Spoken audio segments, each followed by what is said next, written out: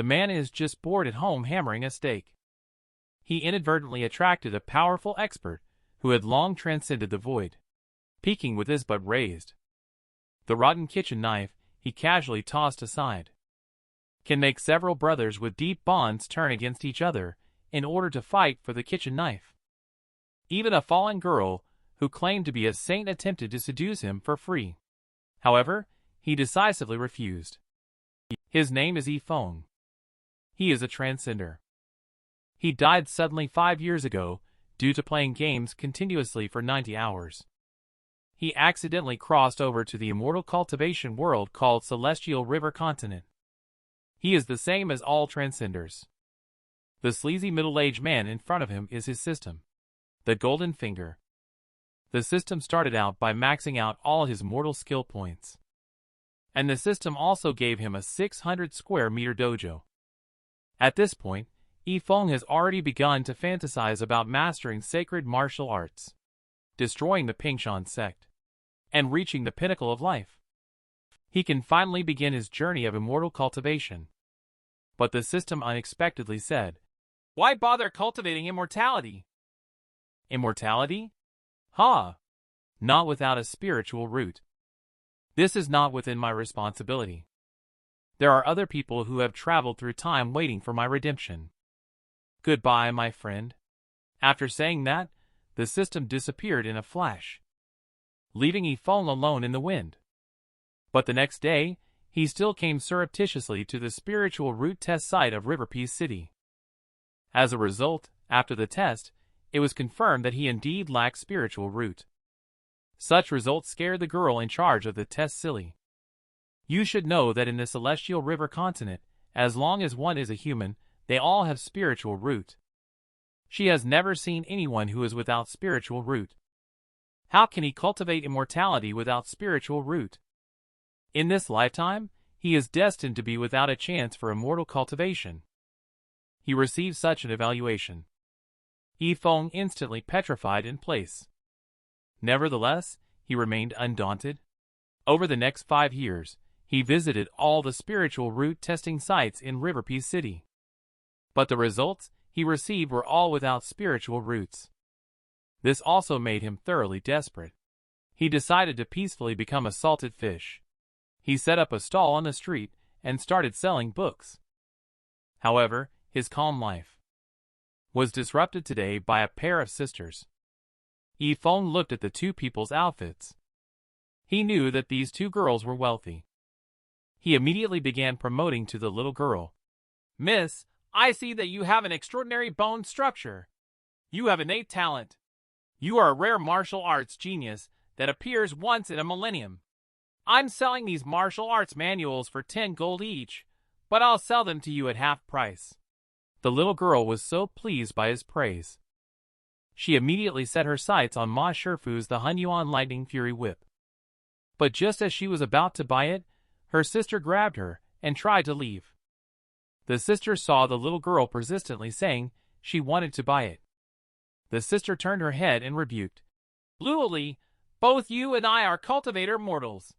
What's so good about buying a comic book?" Yi Feng knew that what she said was right, but her words were really hurtful. The little girl suddenly yelled, "Am I next?" and instantly transformed into a Barbie tank. Yi Feng was stunned by this scene.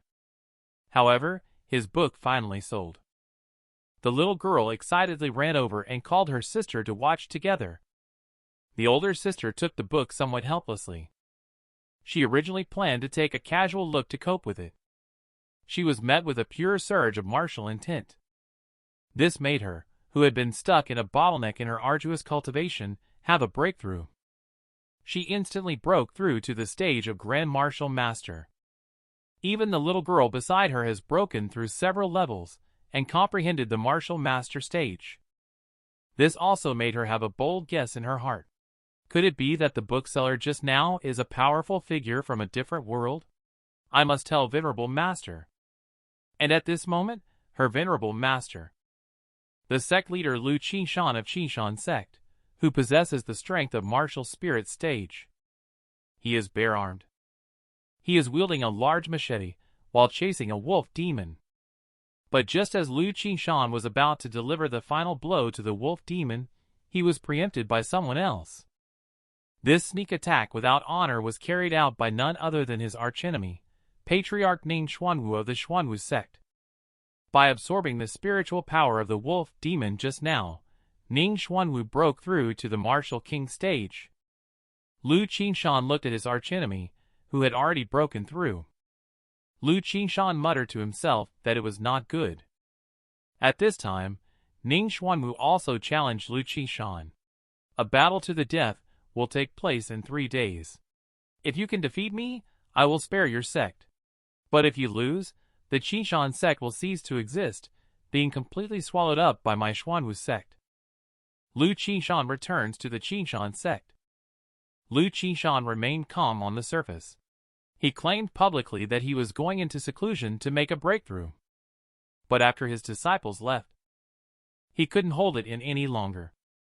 He has been stuck at the martial spirit stage for many years. He has never successfully broken through. Now, how can he possibly defeat Ning Xuanwu at the martial king stage? In the duel 3 days later, he is simply going to his death. He might as well just commit suicide. At the very moment Lu Qingshan was crying, a voice came from outside the door. Disciple Lanxue seeks an audience with Venerable Master for an urgent matter. Upon hearing this, Lu Qingshan immediately stopped crying. He cleared his throat and said, "Come in."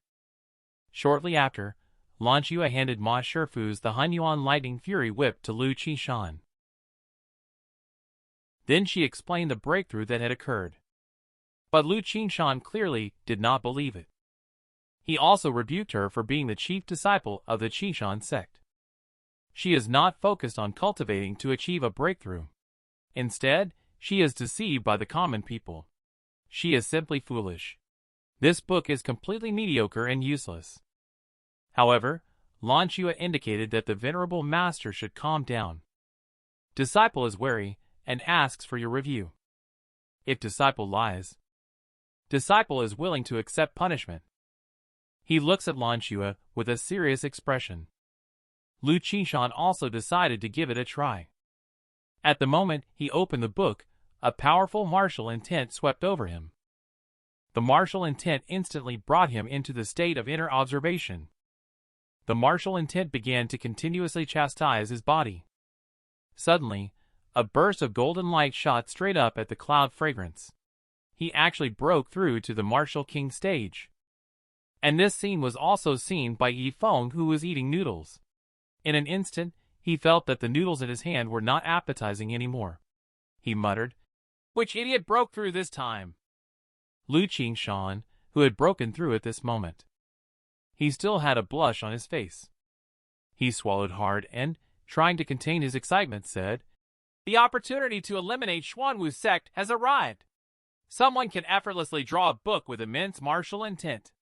This person's cultivation level is unfathomable. Hurry and go pay respects to that reclusive mighty being." However, upon hearing this, Lanxue became flustered. She thought to herself, "I was so arrogant in my words before, offending that person who is truly outstanding. Will he wipe out the Qingshan sect in a fit of anger?" A painting casually hanging in his house contains powerful martial intent. The martial king, a strong individual, just took a glance and instantly comprehended. To please him, they even took on the role of a janitor with disciples in his dojo. However, he considers himself an ordinary person. After Yi Feng sold the book, he finally had the money to buy meat to eat. Immediately, he set up a hot pot next to the book stand. At that moment, not far from him on the street, a dog was being chased and beaten by a group of people because it stole meat. This dog was not an ordinary dog. He is the royal prince of the overlord sky-devouring wolf clan in the realm of Yaguais, equivalent to the martial spirit stage of humans. If he had not been betrayed by the same clan and had his spiritual power nearly exhausted, he would not have resorted to stealing meat and being chased and beaten by a few mortals. A mortal who was cooking hot pot stood in front of him. When he saw that it was actually a mortal, he immediately felt very disdainful. Even though his spiritual power was weakened, it was still easy as pie to kill an unsuspecting mortal. He immediately mobilized the spiritual power within his body, turning it into a giant shadow of a wolf pouncing forward. One person and one dog gazed into each other's eyes. With a loud thud, the giant shadow of the wolf dissipated. A foolish dog was lifted up by a person with just one hand. Yi Feng laughed at the foolish dog as well. When did a foolish dog arrive in Riverpea City? This scene also startled him. He looked at the Yogwai wolf in his hand, and saw that his power was actually ineffective against this mortal. The Yogwai wolf instantly became enraged, releasing its entire body's spiritual power towards this mortal. However, such a powerful attack did not cause any harm to Yi Feng. On the contrary, the hot pot beside him was knocked over. Looking at the hot pot that he had barely eaten, he was instantly black-faced. His face twisted, touching Yogwai wolf's nose and said, "You little cutie. You look really fragrant." This startled Yogwai wolf. He couldn't believe that he, the great Yogwai king, was about to be eaten by a mere mortal. He was so frightened that he passed out directly. Later, Yi Feng set up a barbecue grill on the side again. However, it had only been grilled for a short while. He saw a teenager with twin ponytails named Zhong Qing. He lay on the ground crying and screaming because he couldn't cultivate. Yi Feng thought he had come to beg for food when he saw him like this. Yi Feng said, "You want to eat? You have to pay for it. Even though my barbecue is famous far and wide, I won't share it with you even if you call me daddy." Who can stand to listen to such words? Zhong Qing firmly said, "Even if I starve to death, I won't eat a piece of your meat." But he had just turned his head. He caught a strong whiff of meat scent. Oh my, who could resist this? He changed his tune in the next second. He snatched the kebab from Yi Feng's hand. He started devouring it hungrily right away. He said while eating, "I told you I'm not going to eat your stuff." His sudden change in attitude left Yi Feng stunned. "I didn't want to give it to you. Are you robbing me?" At this time, Yi Feng asked again, "Miss, were you driven out by the Qingshan Sect?" Zhong Qing was suddenly stunned. "Did I show it that clearly? But speaking of which, I am a man." Yi Feng took a look. This girl actually has the same experience as her own. So he threw the key to the dojo to her and said, "You have nowhere else to go, right? I happen to need a partner. Why don't you come along?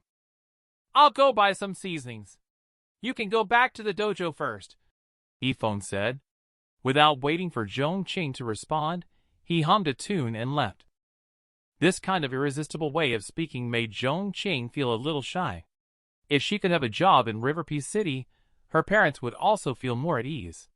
So she also accepted the job readily. Half an hour later, Qingshan Sect leader Lu Qingshan arrived at the dojo with his disciple. As soon as they entered, the two of them were stunned by everything in front of them. Lu Qingshan just took a glance at the painting on the wall. He felt a strong martial intent. He had a sudden enlightenment right on the spot. At this moment, Zhong Qing, who was cleaning the dojo, also saw the two of them. She learned that the two individuals were from the Qingshan Sect. Zhong Qing was taken aback. She thought they were going to capture her for sneaking into the mountain gate. She called out repeatedly to the two men. She begged them not to capture her and feed her to the dogs.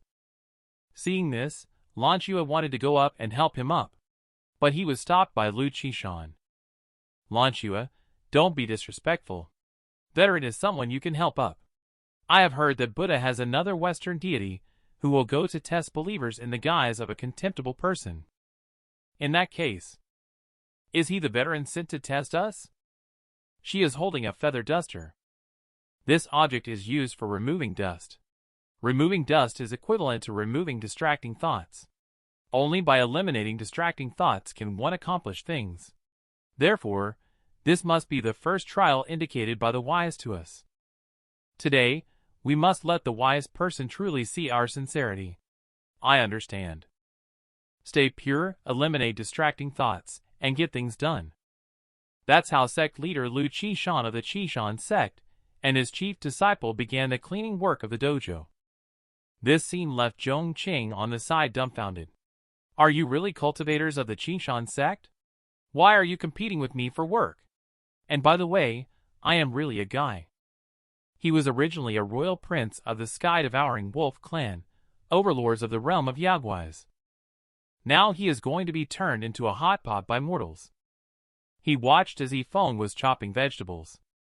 Lu Qingshan was so frightened that he broke out in a cold sweat, because he recognized the dog that was tied up. It's the rarest sky-devouring wolf in the Yaguai race. He is afraid that he will be hunted to death by the Yaguai wolf race for the rest of his life. People who dare to do this are definitely more than just at the martial emperor stage. At this moment, the originally bound Yaguai wolf, he broke free from the ropes on his body. Lu Qingshan thought he was going to rise up and resist. Unexpectedly, the next second, he directly kneeled down. This scene also shocked Lu Qingshan. The majestic sky-devouring wolf actually begged for mercy. Yi Feng looked at this foolish dog. He also felt that it was similar to the one he had raised in his previous life. The two dogs do have some similarities, so he decided to keep it as a pet. But this simple idea of his deeply moved Lu Qingshan. The veteran unexpectedly let go of the Yaguai wolf at the last moment. What a kind and compassionate person he is. In this case, perhaps it wouldn't be a problem to borrow a celestial weapon from a master. Moreover, this knife just easily subdued the martial spirit pinnacle Yaguai wolf. At this time, Luo Lanxue only heard him clasping his hands and saying, "Forgive Lanxue for being blunt. I would like to ask you to lend me this knife to help my faction break away from the..." Before she could finish her sentence, Lu Qingshan forcefully pushed her to the ground. "Idiot, you are exposing your greed this way." Veteran, he is not happy anymore. The two people looked at Yi Feng holding a kitchen knife. Both of them were so frightened that they broke out in a cold sweat. Who would have thought that Yi Feng would be indifferent and say, "Just borrow it. It's not something valuable anyway. What's the big deal? Take it. I can use this kitchen knife for a couple of fights every day." Lu Qingshan took the knife trembling. He was moved to tears immediately. He thought, "Heaven does not forsake my Qingshan Sect." However, Yi Feng saw him crying even when borrowing a knife, which also stirred up compassion in his heart. Isn't it too pitiful? He is so poor that he can't even afford a kitchen knife. That night, Patriarch Ning Xuanwu of Xuanwu's sect also received a message of inside information. He learned that Lu Qingshan had recently stepped into the martial king stage and even obtained a celestial weapon. He summoned all disciples to gather in the square. He said he wanted to publicly test the celestial weapon. The object being tested is the huge stone in front of us. This is the Qingshan Sect's ancestral treasure testing stone, extremely tough and unbreakable. Even when struck with the celestial weapon and celestial chi, it only left a few scratches. At this moment, Lu Qingshan was under the gaze of a group of disciples. He took out a broken kitchen knife full of gaps. This made all the disciples and elders shake their heads. He faced the questioning of the crowd. Lu Qingshan did not respond. He aimed the knife at the treasure testing stone. He was also unclear about the power of this knife, so he planned to gently touch it first to test it out. But he just touched it gently like this. The originally indestructible treasure testing stone was instantly blown apart. The explosion's light illuminated the entire River Peace City. Look from a distance, just like a spectacular meteor shower. But as the royal prince Ao Qing of the sky-devouring wolf clan, he knows the powerful martial intent and pressure. Obviously, it's an extraordinary celestial weapon. And what touched him the most deeply was that the user of this extraordinary celestial weapon, Lu Qingshan, just lightly touched it. He didn't put any effort into it. The power of this knife is truly too domineering. But it is better not to use it unless absolutely necessary, because he also knows that this knife is not something he can control. The mastery stage, who could create this knife, is probably at least above martial sovereign. After witnessing the power of this celestial weapon, the sect disciples were all filled with joy. With the celestial weapon in hand, Qingshan also gained confidence in his heart. He immediately raised his arm and shouted loudly, "Tomorrow, we will have a final battle with Xuanwu's sect." And it was learned that Qingshan Sect already has the celestial weapon Ning Xuanwu. He also decided to reveal the sect's trump card. He immediately called female disciple Lilith. He asked her to go to Sword Tomb with him. It is the celestial weapon soul-devouring sword of their Xuanwu sect that is stored in Sword Tomb. At the moment when the crowd opened the seal of Sword Tomb, countless restless phantoms flew out. The surrounding flowers, grass, and trees withered completely. And this is exactly the effect that Ning Xuanwu desired. He wants to use the celestial weapon to defeat the celestial weapon. This man just lent out a rusty kitchen knife. It directly triggered a duel between two major immortal cultivation sects. Xuanwu's sect patriarch to deal with this kitchen knife. He spared no effort to bring out the sect's ultimate heritage, the soul-devouring sword, determined to have a final battle with Qingshan Sect. The final battle is less than 4 hours away. However, when the disciple of the Qingshan Sect went to the city to purchase medical supplies, they found that the entire River Peace city was empty. However, they thought it was a normal phenomenon.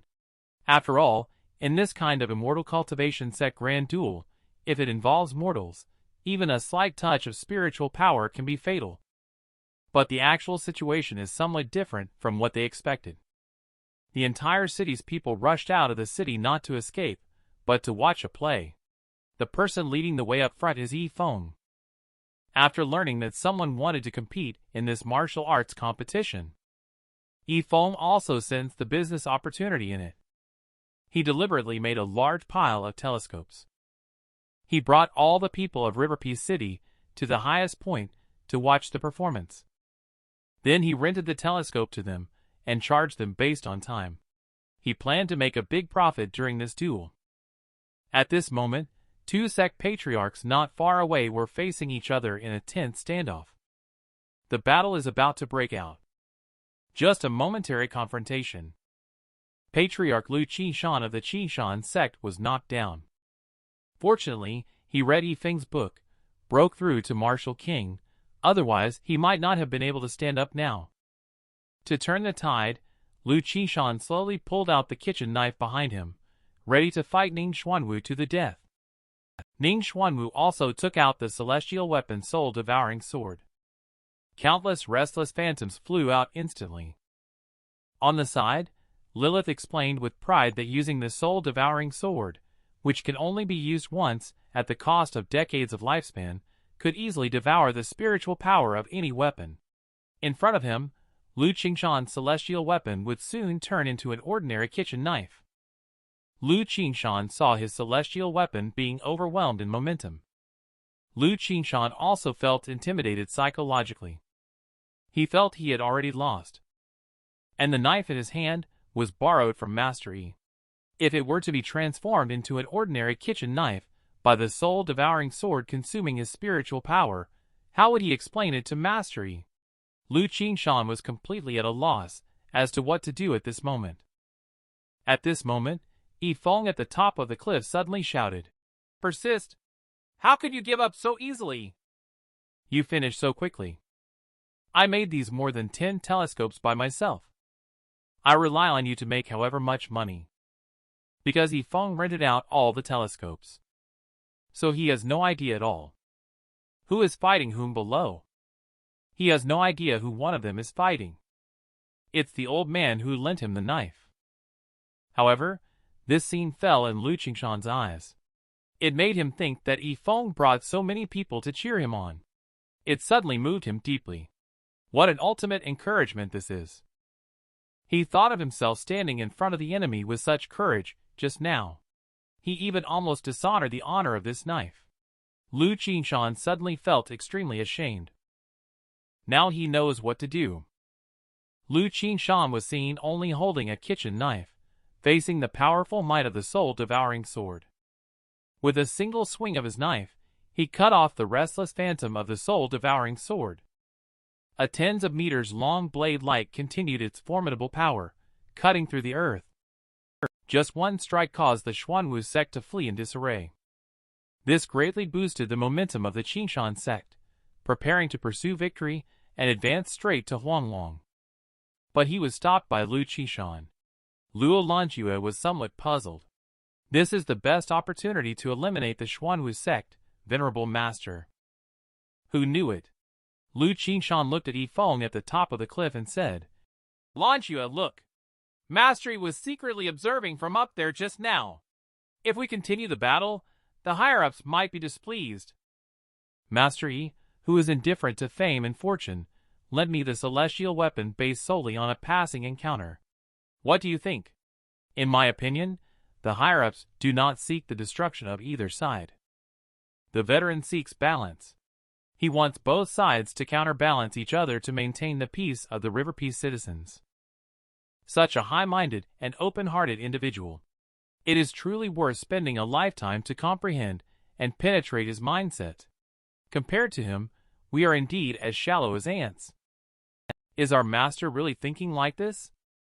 Just now, because they suddenly stopped, all the spectators who came to watch also ran away. Yi Feng's whole mentality collapsed. Can't the guy below be more enduring? I've invested so much in this. You said you wouldn't fight, and now you're not fighting. This is a blow to my already not wealthy family. It's just adding insult to injury. Later. Yi Feng, who didn't make any money and even lost some, is preparing to go home. I see you have not entered any text. Is there anything else I can assist you with? He never thought about it while on the road. He met his childhood sweetheart Peng Ying in this world. He thought the other person came to find him. So he warmly stepped forward to say hello. Peng Ying, had a cold expression as he brushed off his hand and said, You misunderstand. I am just following Venerable Master's orders to find a skilled individual. Yi Feng was also puzzled when he heard this. What Venerable Master? At this time, Peng Ying turned her head arrogantly and said, I know your intentions. I'm sorry. You are a good person. I have already joined the Qingshan Sect with the help of a senior brother. I know. With my talent, it's impossible for me to join the Qingshan Sect. Cultivating in the Qingshan Sect has always been my dream. So I promised my senior brother that I will not associate with other men anymore.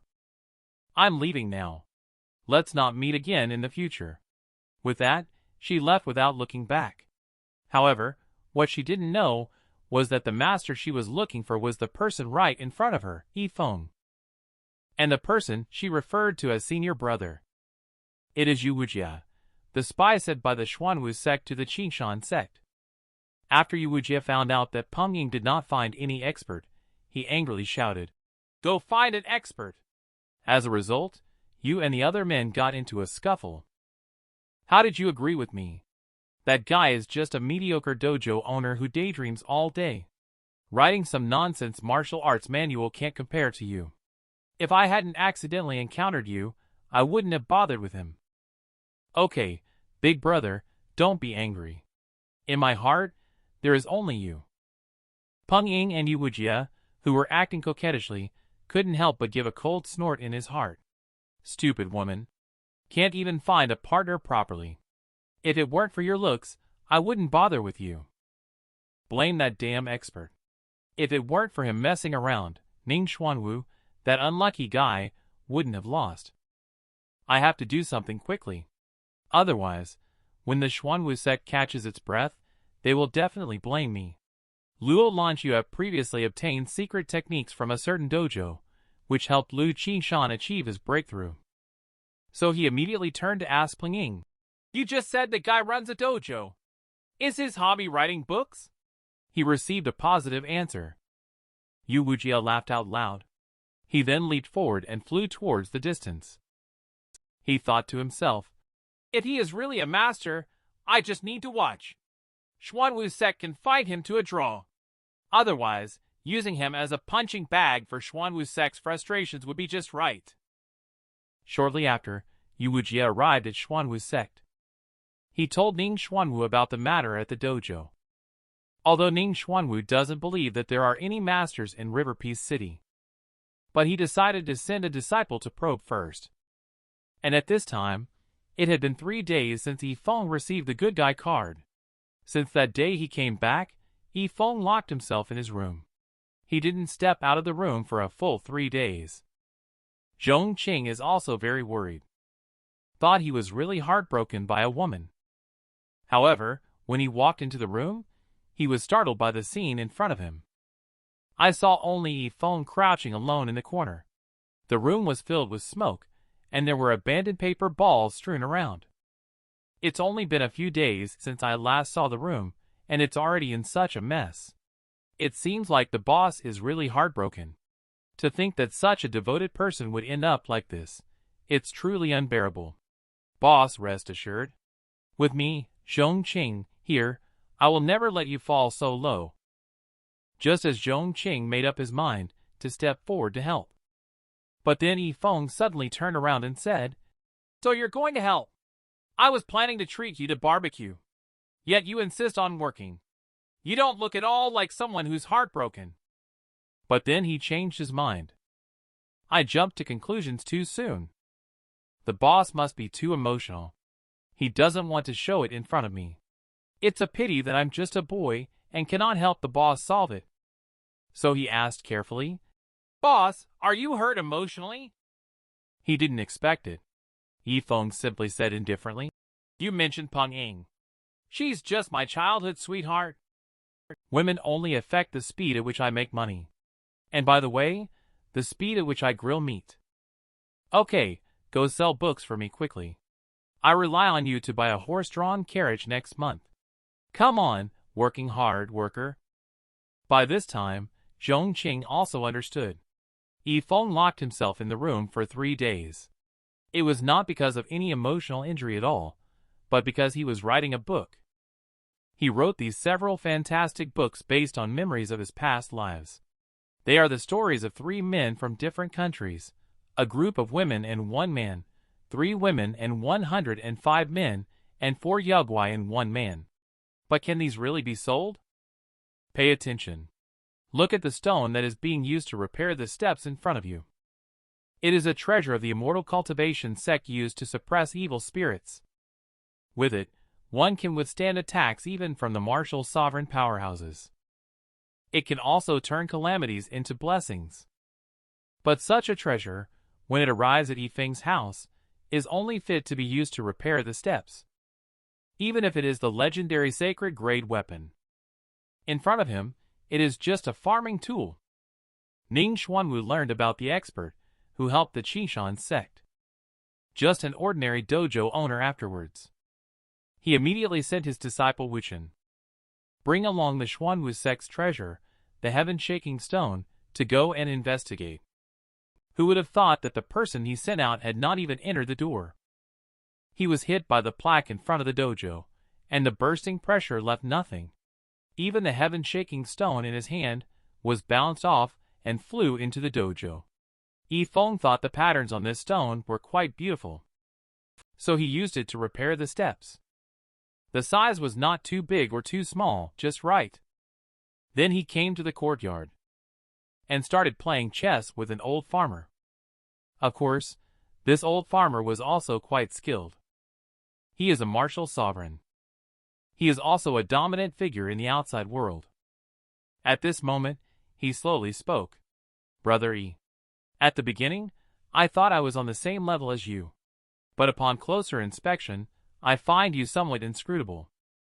He heard what the old man said. Yi Feng was speechless.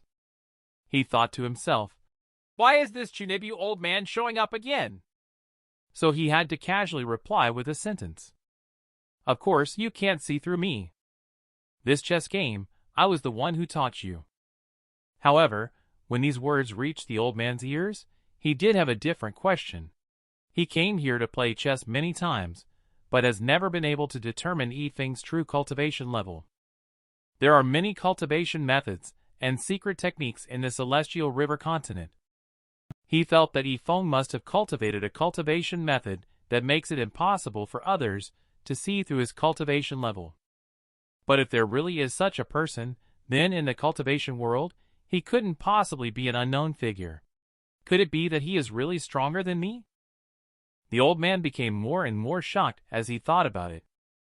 When he looked back at the chessboard, he realized that he had been checkmated. While he was shocked by Yi Feng's strength, suddenly he noticed something unusual at his feet. Looking closely, he was once again shocked. The stone he was stepping on turned out to be the heaven-shaking stone. He brought such a treasure to use as a doorstop. He seemed to be saying, "I can find this thing easily. What about you?" At this moment, Yi Feng made a modest statement. In the eyes of the old man, this is seen as a provocation. He thought that with his cultivation level, he should know the heavenly shaking stone is very valuable, yet he is treating the treasure so carelessly. Whether it's strategy or the game at play, this person is more formidable than I had imagined. Adding to that is his implication. The old man feels that this should be a contest at a different level. No wonder he can be so confident. However, it seems that he underestimates me a bit. Thinking of this, the old man pulled out his weapon's sacred grade rake. He began to scratch as if for show, even asking Yi Feng to take a look. He saw Yi Feng's surprised expression. The old man felt very proud in his heart. Admit it. This is something I risked everything, even half of my life, to obtain, the seven-toothed sacred rake. However, looking at the aura of this rake, tears welled up in the corners of his eyes as he said, unable to hold back his emotions. "It's all rusty. You should just throw it away. Doing farm work must be very inconvenient. I should have noticed it earlier. You deliberately lost to me each time you asked me to play chess with you. It was so that I would help you repair your farming tools, right?" Upon hearing this, the old man was instantly infuriated. "How dare you disrespect the celestial artifact that you pride yourself in?" Yi Feng felt even more sympathetic seeing him so agitated. He thought to himself that farming is not easy after all. It's really concerning when the tool for eating, the rake, has a problem. It would be strange not to be anxious. So he carried the rake into the house, asking the old man to wait for a moment. He planned to repair it for him. The old man gritted his teeth and agreed. He wanted to see what Yi Feng could come up with since he looked down on his seven-toothed sacred rake. The man simply refurbished a rusty rake at hand. He restored it to the sacred grade level. However, he just felt that the feel of digging the ground this way would be better. He casually gave away the sacred grade top-grade weapon. He is our male lead Yi Feng, a man who can make anything seem so ordinary. Just like the martial sovereign powerhouse in front of us. He took out his pride and joy, the sacred grade weapon, to show off. Yi Feng, however, thought that the other party had come to repair his agricultural tools.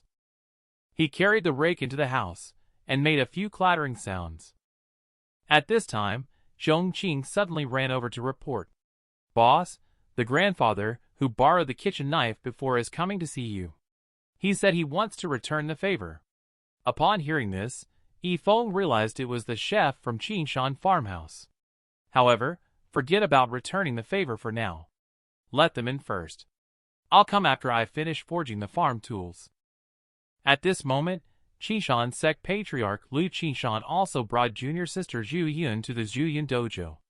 Looking at the rundown appearance of this dojo, Zhu Yun sighed. She felt that there couldn't possibly be any masters here. She especially disregarded senior brother's opinion.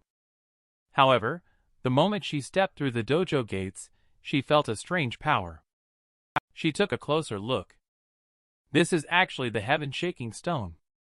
The treasure of the founding ancestor of Xuanwu sect. It was actually used to repair the door sill. Before she could recover from the shock, she saw Lu Qingshan had already walked in. He pointed ahead excitedly and said, "Open your eyes wide. Take a good look before you speak." Zhu Yun was taken aback for a moment and asked, "What should I take a closer look at?" At this moment, a golden dragon suddenly flew out of the forge not far away. This is exactly the vision that Yi Feng had when repairing farming tools. Lu Qingshan saw this scene. He said nervously, "Don't panic over such a small matter." But he was actually the most panicked one, and Zhuyan wasn't much better. She swallowed hard before managing to speak haltingly. "Could it be that I'm seeing things? This is the celestial artifact used by the seven-toothed sacred rake, as legend has it, to eliminate the Yoguai and demons in Shunjing, the celestial maiden of the 9 heavens." Zhu Yun's face was full of disbelief. However, Lu Qingshan confidently stated, "It can't be fake. This is the seven-toothed sacred rake." In the midst of speaking, the two also noticed the old farmer next to them. That person was radiating the same martial intent as the sacred rake. It should be his.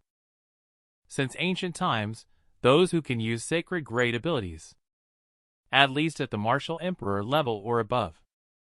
And this person looks a bit like him. The madman who slaughtered Celestial River 6 town years ago, but has been missing for 30 years. It shouldn't be just a coincidence, right? At this time, only to hear the old farmer suddenly speak. "You two are also here to find Brother Yi, right? Come, have a cup of tea." Upon hearing the old man calling out to Yi Feng, the two were suddenly startled. The two hurriedly agreed. At this point, Zhu Yun was also in a panic, thinking of quickly giving the knife and gift to the expert and leaving.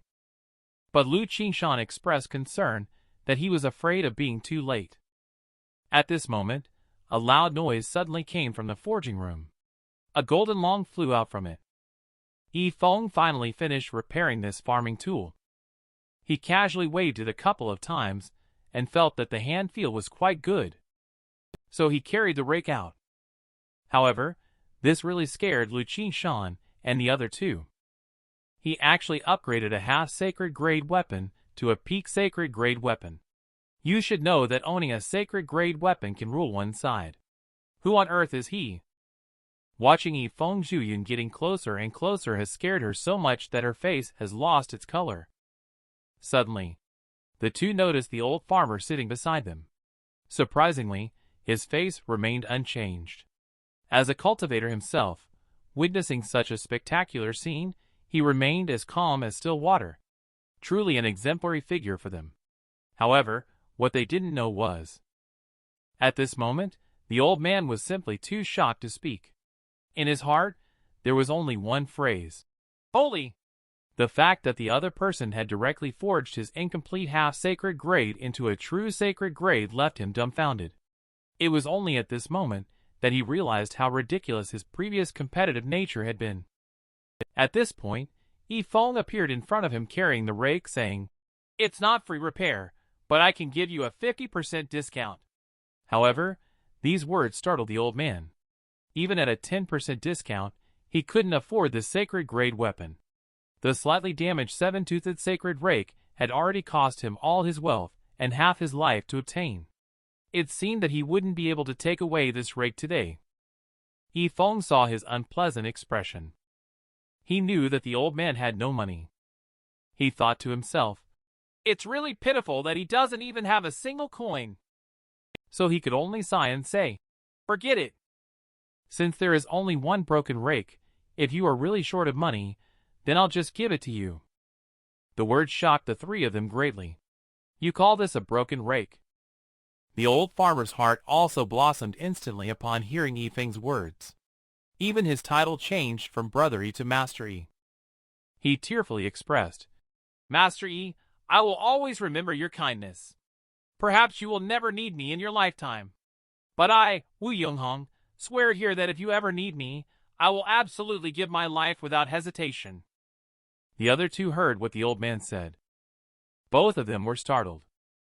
He turned out to be the city slaughterer, one of the 4 madmen of the chaotic era.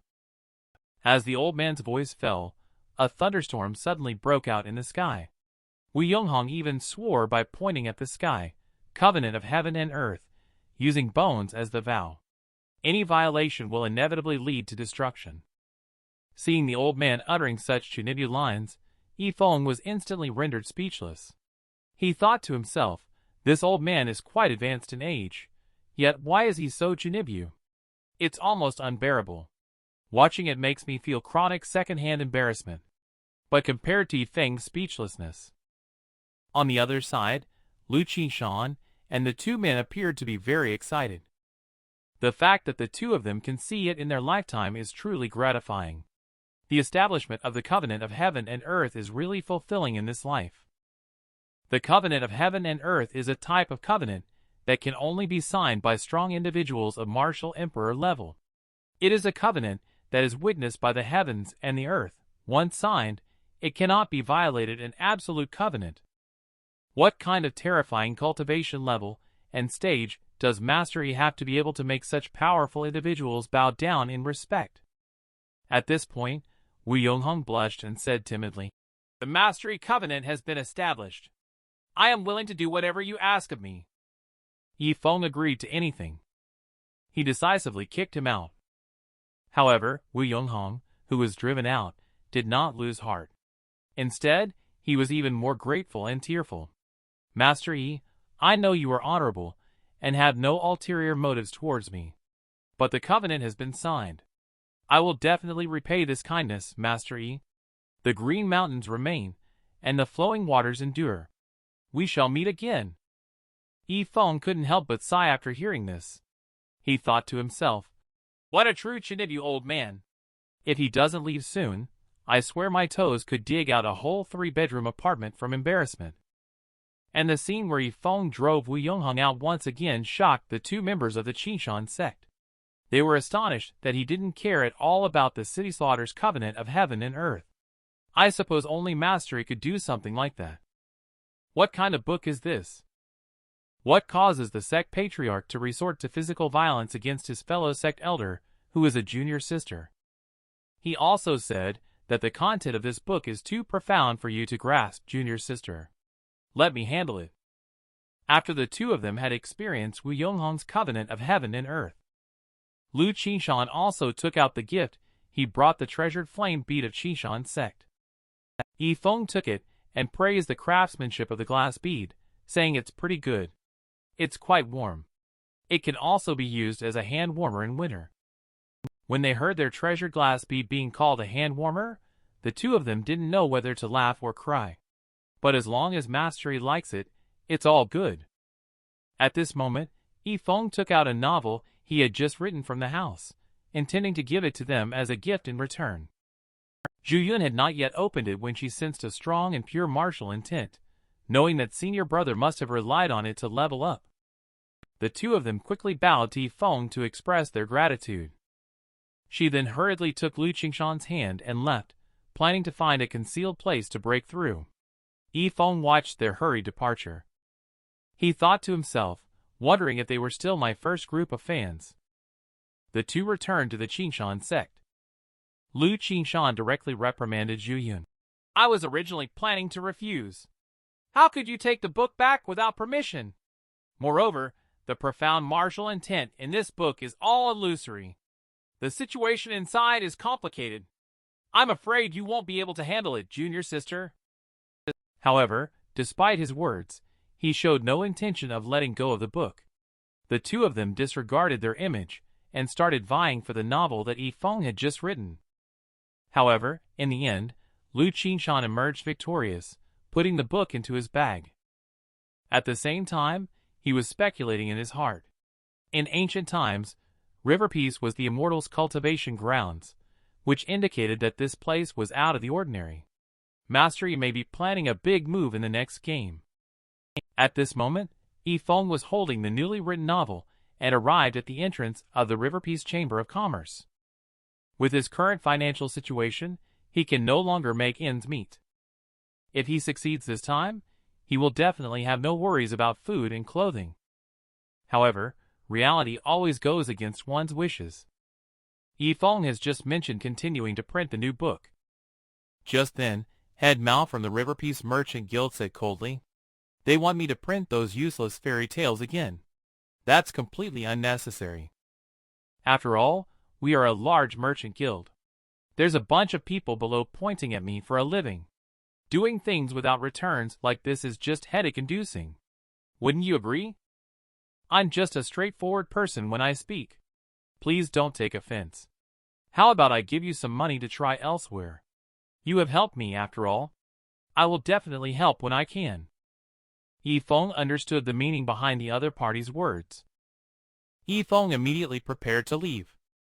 He then left the River Peace Guild without looking back. Watching Yi Feng's figure gradually disappear into the distance, Mao Lin disdainfully said, "Just a humble villager from the mountains. If it weren't for me helping him, he wouldn't even have the opportunity to publish a book. This matter is like a drop in the bucket compared to the focus of our business association. This man has become a copycat writer in the immortal cultivation world. Thought he had written the 4 great classics of China.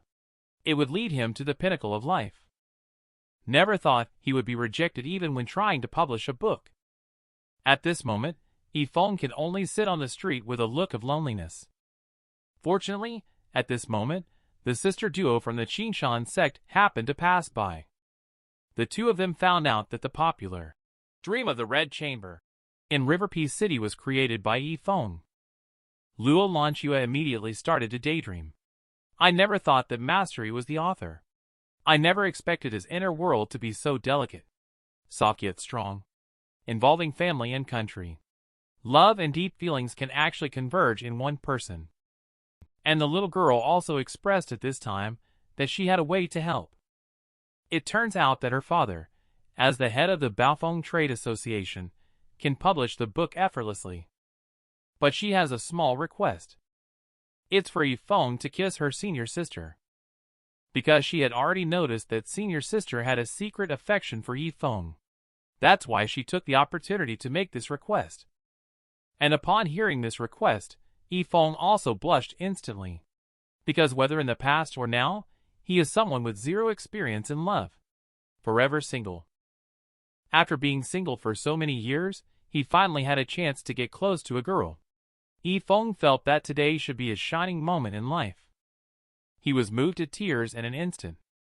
He lifted Luo Lanxue's chin and softly said, "Since you brought it up, I'll sacrifice my looks. The form is emptiness, emptiness is form. Come on." After he finished speaking, he pounced with his mouth open. However, Luo Lanxue dodged at this moment. Now in her mind, all she could think of was the sentence that Yi Feng had just said. Form is emptiness. What is this supreme stage? In the 3,000 great thousand worlds, each has its own path of cultivation. It is said that there is a dual cultivation method, where physical intimacy and mutual support can greatly enhance one's progress in the stage of cultivation through synchronized breathing. The gentleman holds great love in his heart, shedding tears for us weaker beings. I hope to use this method to help me progress. I was just thinking of some nonsense earlier. I really should be ashamed. She immediately looked ashamed and said, Junior sister was reckless and ignorant, making such a request to the gentleman. The gentleman is a wise person. It is our honor to be able to help. We dare not have any other intentions. Please forgive us. Upon hearing this, Yi Feng quickly explained, I am not unwilling. My intention was not excessive. However, Luo Lanxue said that Mr. Yi Feng need not say more. Lanxue knows she is unworthy. Now please, Mr. Yi Feng, come with us to Baofeng Trade Association to discuss the matter of publishing together. Upon hearing this, Yi Feng also felt relieved. Indeed, there are not that many good things in the world after all. Shortly after, the few people arrived at the Baofeng Trade Association. The little girl rushed up to her father as soon as she saw him. Shortly after, the few people arrived at the Baofeng Trade Association. The little girl rushed up to her father as soon as she saw him. The scene was very heartwarming for a moment. Until the moment the little girl transformed into Barbie Tank. At the moment when Yi Feng and the little girl were having snacks, Leader Yin asked Luo Lanxue in a low voice. I see that mastery is extraordinary. I would like to ask my niece to give me some pointers. Upon hearing this, Luo Lanxue responded with a serious expression. Uncle, I am not at liberty to disclose too much about Master Yi's identity. But you must remember, even my venerable master has to respectfully address him as Mr. in his presence.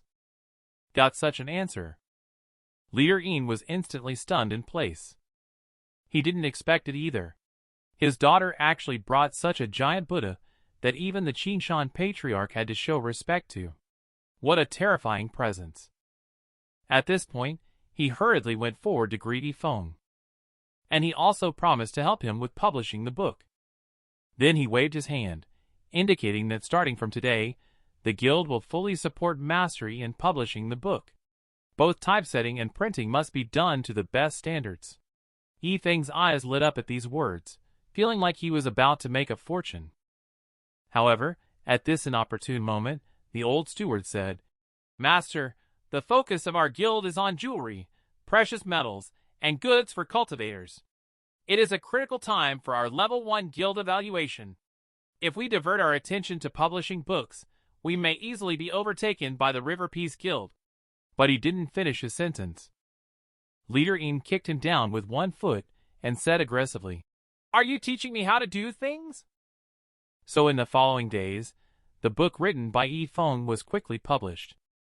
Through the full operation of Baofeng Trade Association. A book titled Jizun Bao and Xia Ferry emerged in River Peace City. The love and hate relationships in the book. Innumerable people resonated with the twists and turns of fate in the book. The first edition released was quickly sold out. As a result, there was a surge of book-following enthusiasm in River Peace City. This wave of enthusiasm even spread to the immortal Cultivation sect outside the city. And Luo Lanchua, who read this book, became even more deeply immersed. Love you for 10,000 years. In this world, perhaps only mastery could write such a book. This is when Zhu Yuan, who had been in seclusion for many days, finally emerged. But after her emergence, she found that there were not many people in the Qingshan Sect practicing martial arts.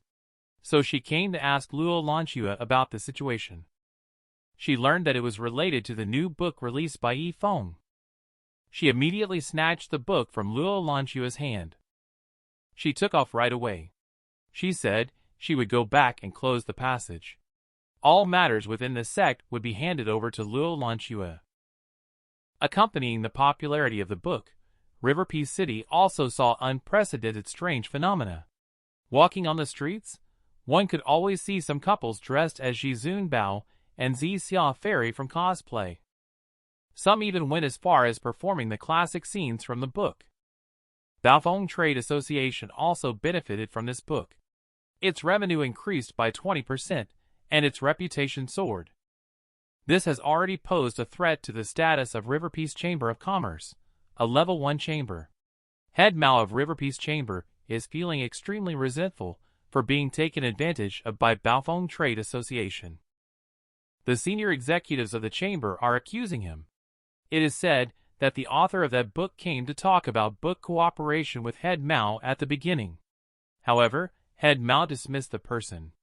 Is it necessary for the entire chamber to pay the price for your decision, Head? If this delays the selection of level 1 chambers, your position as head may be at risk. Head Mao sensed a threatening tone in the other party's words. Head Mao immediately angrily said, "I am the leader of the chamber. I have the autonomy to make decisions. Someone, prepare a gift. Follow me to visit Master Yi. The dog he raises is the legendary sky-devouring wolf. The stone he used to mend the door sill is the treasure that guards the immortal Cultivation sect. Even a farming tool he casually repaired is considered a top-quality item of sacred grade. However, he considers himself just an ordinary person. And he has been traversing for so many years. He is still as poor as a church mouse. Now he is so poor that he can only afford to eat vegetables and radishes." Yi Feng at this moment. He is thinking about how to make tofu taste like meat. At the same time, he was also thinking in his heart, "The book has been out for so many days already. I might have made some money by now.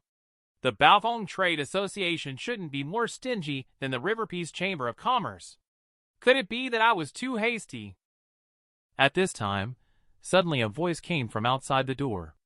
The Yin family steward representing the Baofeng Trade Association has come to seek an audience with Master Yi. Yi Feng happily took the kitchen knife and rushed out. He excitedly asked the steward. "Where is the money?" The old steward was also startled when he saw him rushing out with a knife, thinking that Master Yi was blaming him for being late. He hurriedly handed over a card respectfully. Master Yi apologized. "This is an exclusive savings card prepared for you by the Chamber of Commerce. Inside are 100,000 gold coins from last month's book sales commission. From now on this day every month, the Chamber of Commerce will deposit the monthly book sales commission into this card promptly." Upon hearing the number 100,000, Yi Feng was stunned for a moment. He then looked at the card handed to him by the old steward with a shocked expression on his face. Even the cleaver in his hand fell to the ground with a loud clatter. At this moment, Yi Feng's heart was already blooming with joy. But he still strongly suppressed the excitement without laughing out loud. This subtle expression was noticed by the old steward. He thought Yi Feng was dissatisfied with the amount. So he exchanged a few simple words with Yi Feng. He planned to quickly return to report Yi Feng's attitude to the head. After he left, Yi Feng began to laugh wildly. He just showered Zhong Qing and the dog with affection. He was so excited that he jumped up. This is just 1 month's earnings. It's touching. In this lifetime, he finally experienced the joy of being wealthy. He was so excited that he even danced in the yard. Just then, the sudden arrival of Head Mao caused him to instantly lose his excitement. But soon Yi Feng adjusted his state. He asked in all seriousness, "How come Head Mao has the time to come to me?" Head Mao greeted me warmly with a smile. "I came unannounced this time. I want to apologize to young Master Yi for what happened last time. Here is 1,000 gold coins as a token of apology. Please accept it." When he said these words, Head Mao felt more at ease. After all, this is the annual income of an ordinary person. He didn't believe that Yi Feng would be unaffected. However, faced with Head Mao's enthusiasm, Yi Feng remained very calm. On one hand, it was because he now had 100,000 gold card and didn't lack money at all.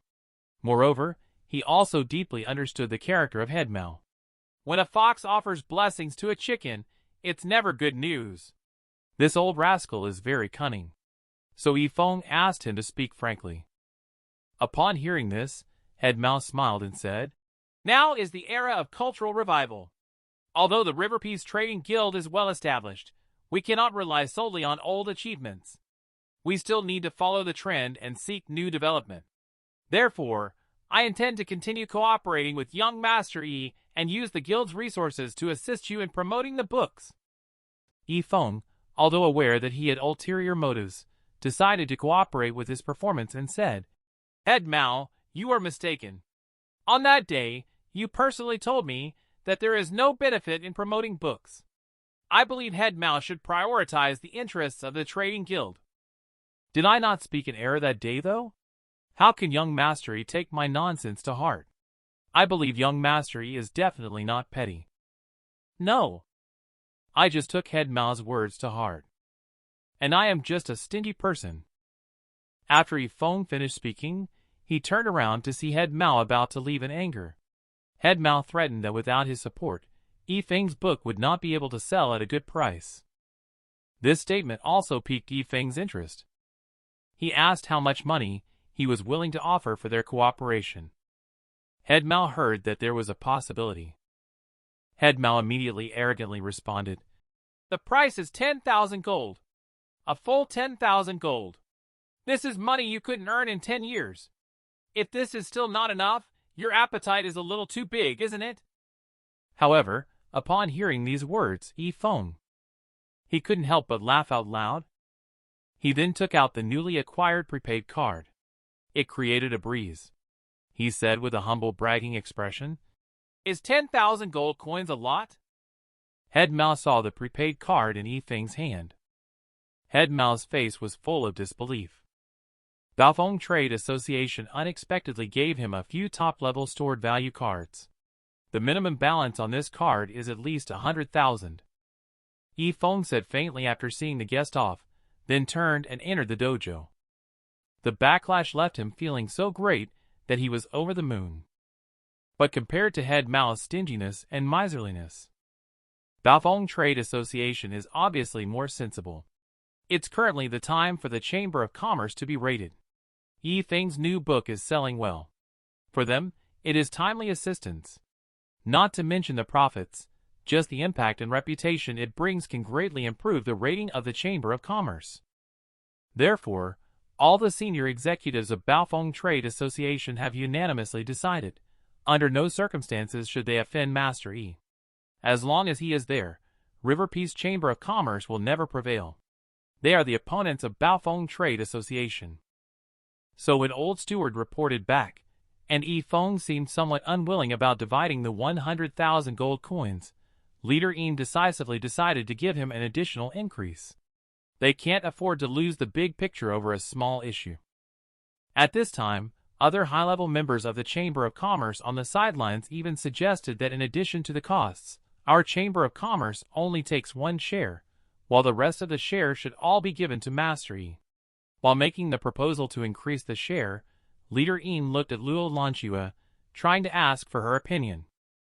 After everyone received her nod, Leader Yin immediately made a decision. The proposal to increase the profit sharing was thus settled.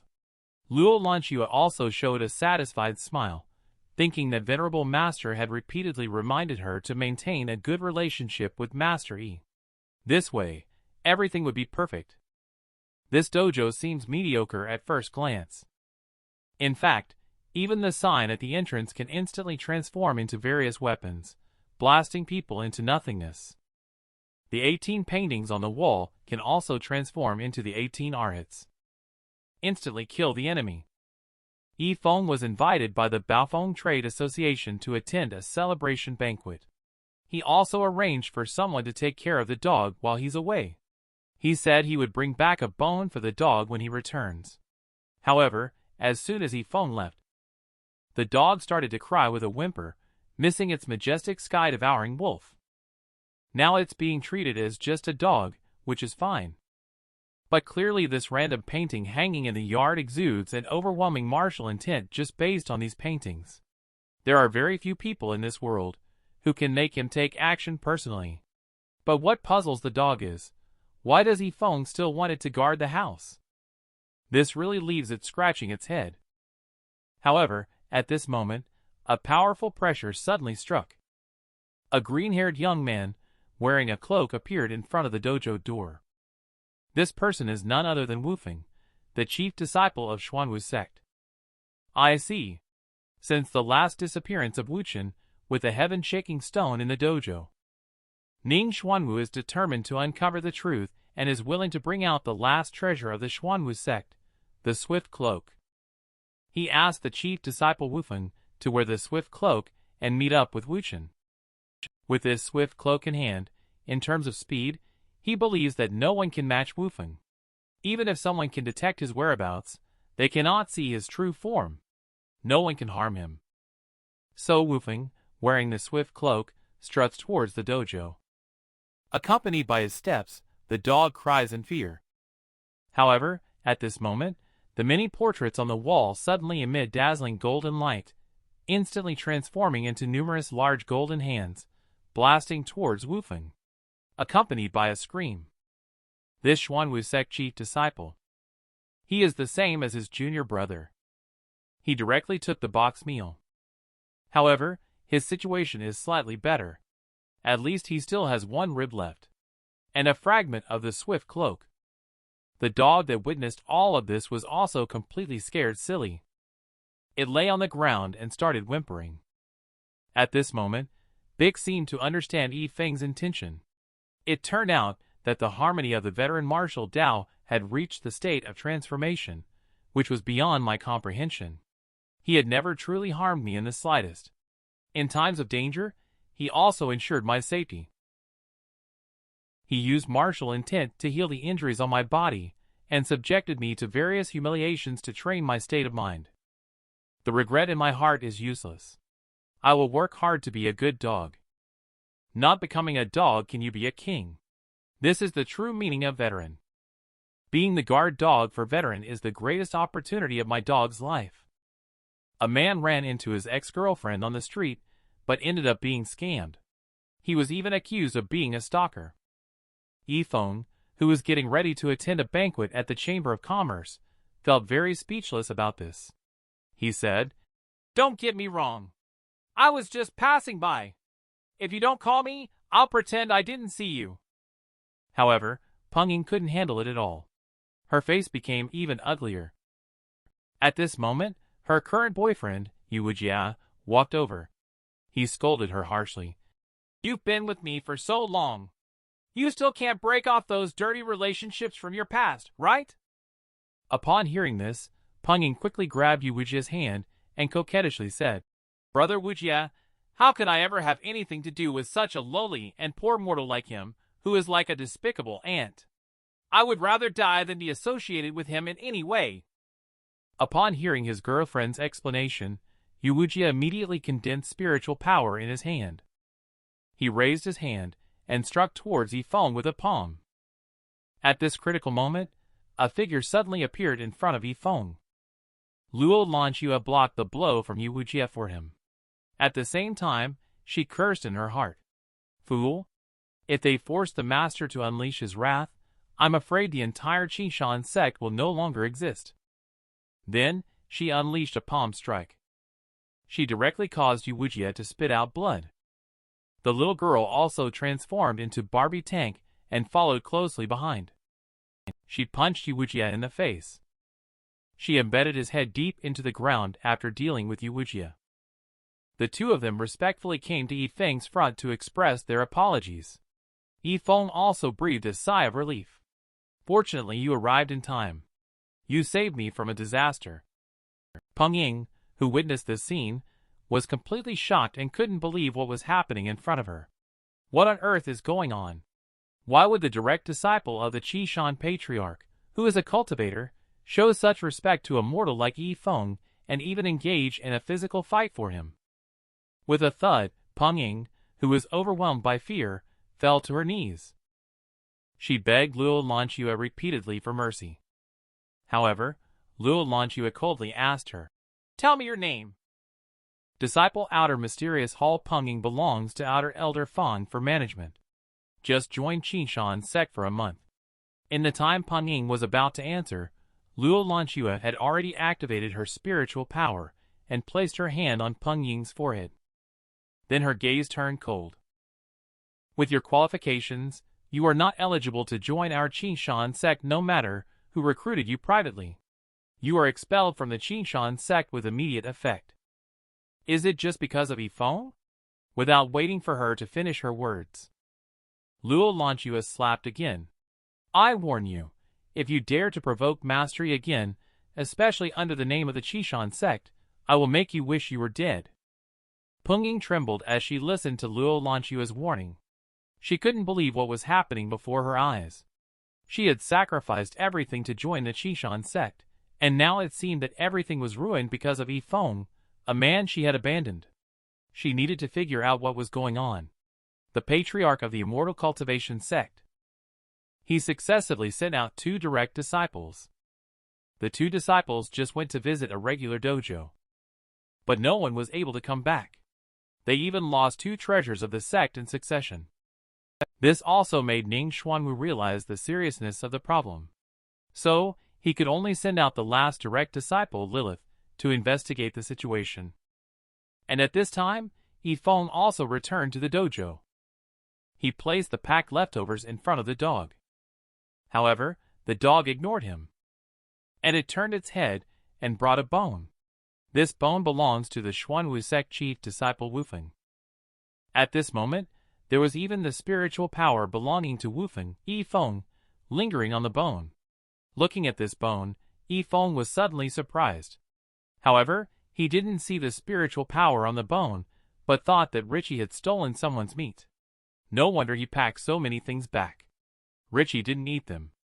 It turned out he was full.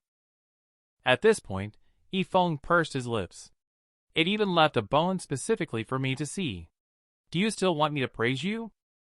And when these words reached Richie's ears, they were interpreted differently. He thought, "Veteran actually knows what happened yesterday. He specifically instructed me to take good care of the house, but in fact, He deliberately let me see that scene to teach me a lesson. Disobedience leads to this outcome. At this point, he was suddenly drenched in cold sweat. At this moment, Zhongqing walked over holding the fragment of the swift cloak and asked Yi Feng what it was. Yi Feng looked at the fragment and pondered for a moment. He said, "This is just a piece of old rag. Since the house hasn't been cleaned for a long time, it can be used to wipe off the dust. Don't forget to clean the pillars and plaques outside the door as well." Upon hearing this, Zhongqing quickly took the rag and went to work. At this time, Yi Feng also noticed the shivering dog huddled in the corner, feeling a bit guilty in his heart. So he picked up the bone on the ground casually. He threw it towards the dog. The bone was caught by a woman just in time. The woman who caught the bone is Lilith, who came to find the two senior brothers. She could feel the familiar spiritual power on the bone. Lilith was immediately infuriated. She coughed up a mouthful of blood heavily. Yi Feng intended to step forward to help, but she was dodged by Lilith. Seeing the girl so nervous, Yi Feng suddenly realized, "I see now. I just saw you pulling a bone from a dog's mouth. So this bone belongs to you." Upon hearing this, Lilith was suddenly scared and broke out in a cold sweat, thinking that Yi Feng had seen through her, thinking about the fate of the two senior brothers. She quickly turned around and tried to escape, but Yi Feng couldn't stop her no matter how hard he tried. He saw the girl was about to disappear. He had to shout, "You should pay the price for doing wrong. I'll keep this record for now." However, Yi Feng's actions just now were seen by the dog, which made him even more admiring. Just a glance was all it took to see through the martial spirit that had been so carefully disguised and instantly attack the opponent's heart and blood. The depth of the veteran's thoughts and the high level of cultivation are truly unfathomable. Later, Lilith also returned to Xuanwu's sect. She told Xuanwu Patriarch that one senior brother had disappeared without a trace. One was reduced to just one rib, treated as a pet toy, and two treasures of the sect were being used as a doorstep and a dust rag.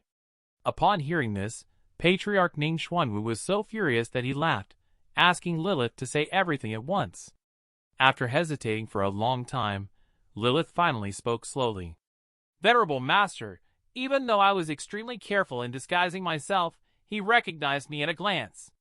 He spared my life only to have me deliver a message that actions have consequences, and he has taken note of this debt."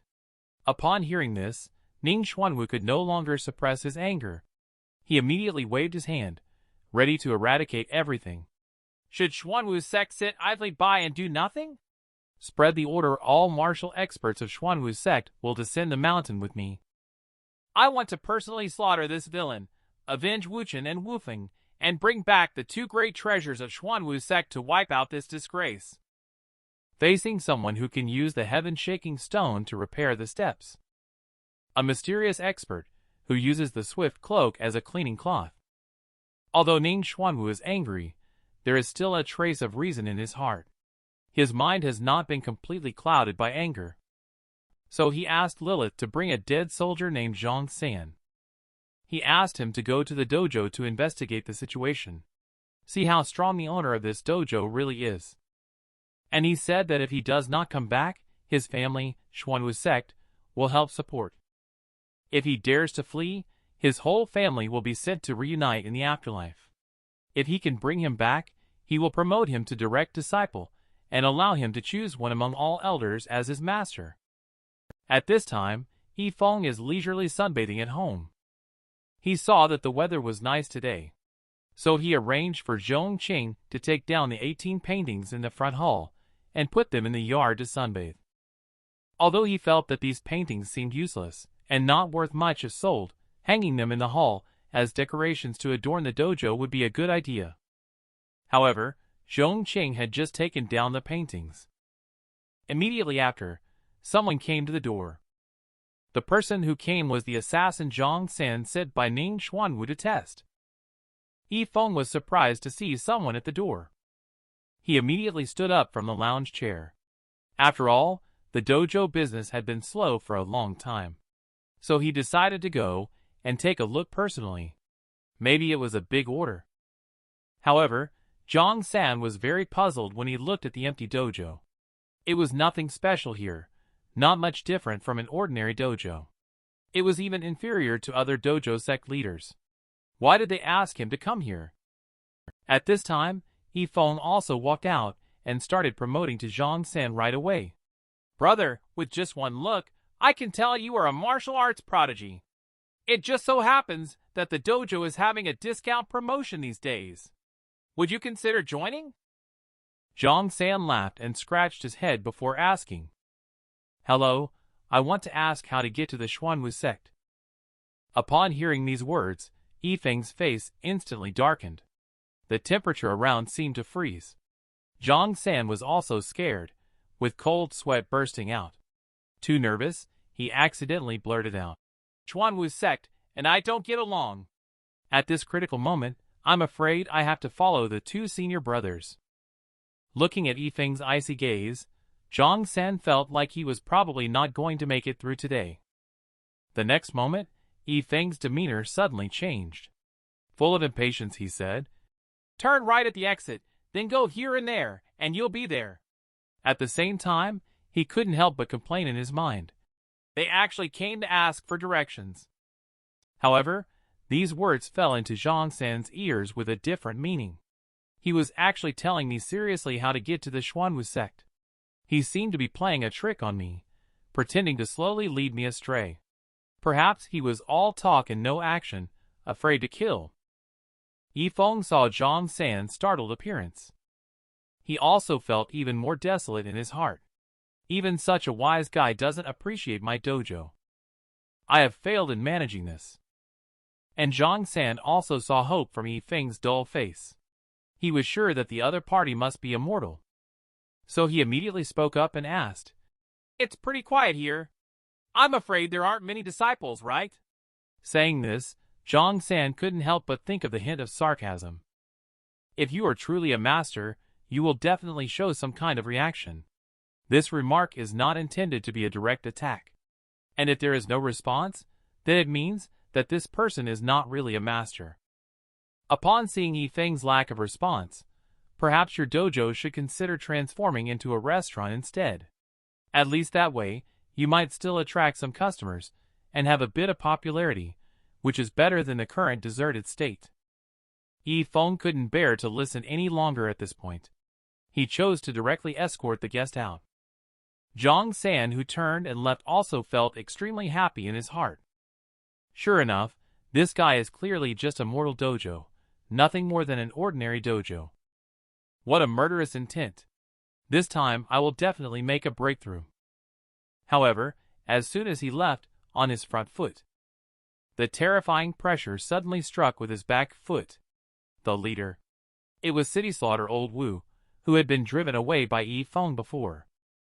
This time, he deliberately brought 3 old friends, who are martial sovereigns, to come and pay a visit. Pay attention. Look at these 4 old men sitting at the door brewing tea. These are the 4 famous powerful martial sovereigns, who have long disappeared from the world. However, it is precisely such powerful individuals. Now they are all here together. They have all appeared in such a small dojo and started working as gatekeepers. They even show the utmost respect to a very ordinary mortal. It turns out that just now, City Slaughter Old Wu brought 4 old friends, who are martial sovereigns, to visit Yi Feng. Yi Feng warmly welcomed them in. However, after looking at the appearances of the group, he couldn't help but complain in his heart. They truly lived up to their reputation of working in the fields with Old Wu. Each person looks quite unique. Just as the group was about to enter, Chu Mad Lion grabbed Old Wu and said, Is this the hermit expert master you mentioned? He's clearly just a mortal with no cultivation level. How dare he invite us martial sovereigns in? And you said there's a signboard in front of his dojo infused with martial intent. Is that true?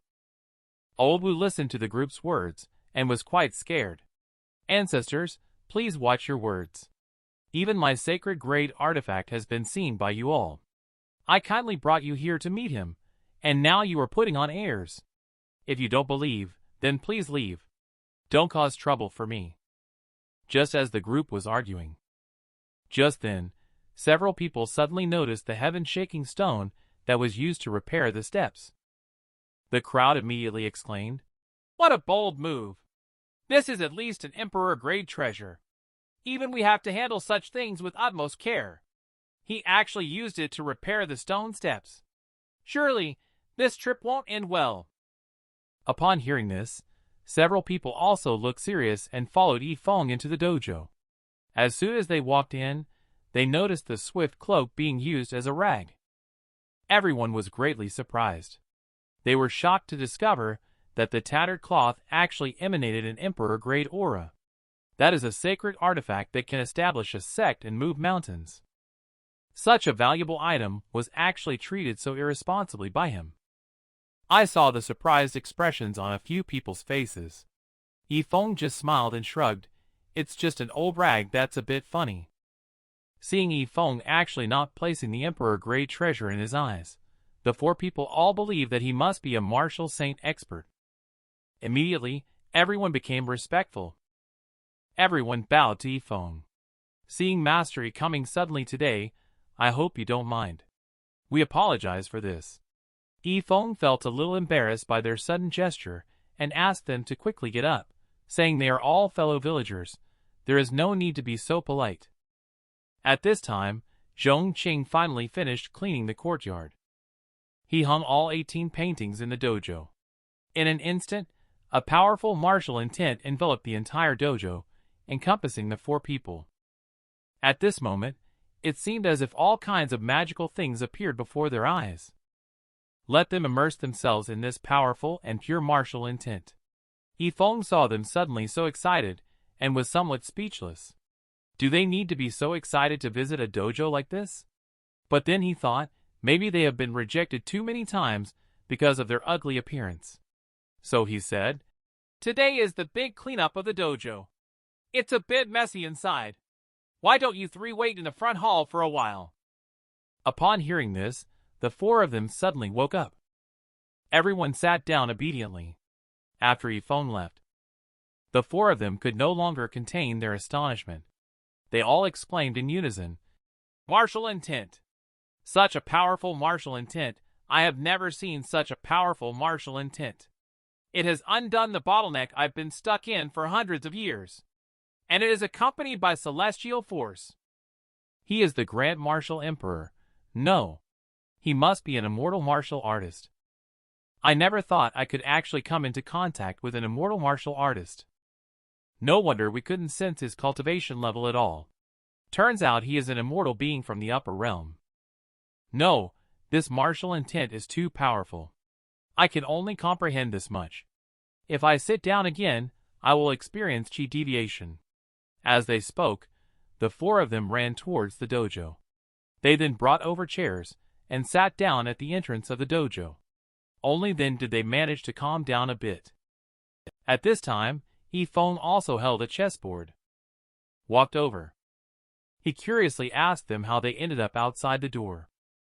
Chu Mad Lion scratched his head apologetically. He came in a hurry today, with mud on his feet. It's more comfortable outside. The three people beside him also echoed in agreement. Yi Feng looked at them with a faint smile, feeling a sigh in his heart. They are all sincere farmers. Let them be comfortable. Later, Yi Feng is planning to prepare lunch.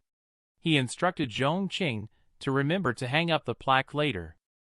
The plaque was just hung up. It emitted a soft martial intent. This also moved the four individuals to tears. It turns out that every word from veteran carries profound meaning. He knew in his heart that we were unable to comprehend the martial intent of the main hall, so he instructed disciple to hang up a plaque with a gentler martial intent. Such kindness. Such great favor. Truly, we are unable to repay this kindness. At the same time, Zhang San has also returned to Xuanwu sect. He confidently reported to Ning Xuanwu.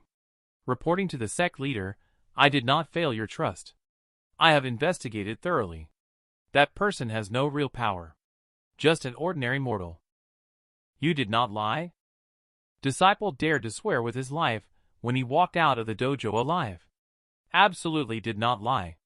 There were no abnormalities inside that dojo. and that Yi Feng reacted no differently from a mortal, no matter how I tested him.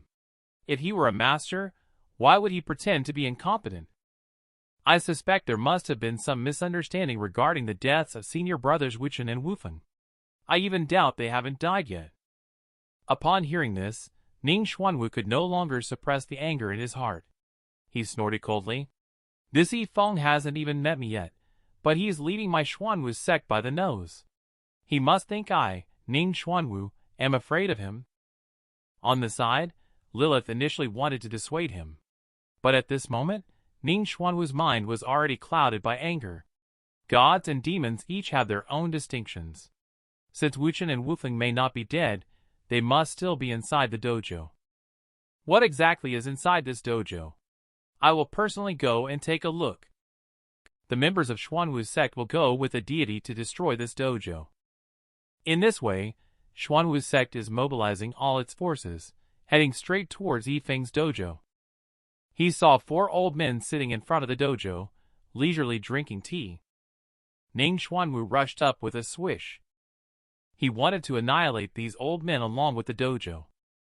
At this moment, City Slaughter Old Wu slowly spoke. From which corner did this ignorant bastard pop out? Facing Ning Xuanwu's powerful blow, Old Wu remained unfazed. However, the terrifying aura emanating from him has already enveloped Ning Xuanwu, who is getting closer and closer, also realizing that something is amiss. The 4 old men in front of him are clearly 4 martial sovereign experts. At the same time, he also recognized the identities of these 4 people. Deathly Abacus by Li Mocha. He possesses a unique order-grade sacred artifact Celestial Fate Compass. Peerless Madman Chu Mad Lion. After betraying the sect, not only did he massacre the sect, he also turned the skulls of everyone of rank in the sect into crafts, polished them, and wore them around his body. Born with a birth defect, Sun Zhuge's meridians were severed from a young age, leading him to cultivate evil arts to go against fate. Nine-toothed rake Wu Yonghong was deceived by one person, and in a fit of rage, he slaughtered the entire city. Even the ultimate masters of the righteous path searched in vain. They let him disappear and leave.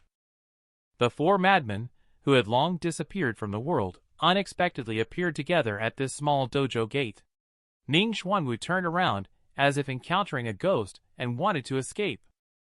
He was then grabbed by Sun Zhuge's elongated arm at the ankle. The power of the martial sovereign is actually terrifying. A dignified martial king was actually controlled with just one hand without any resistance.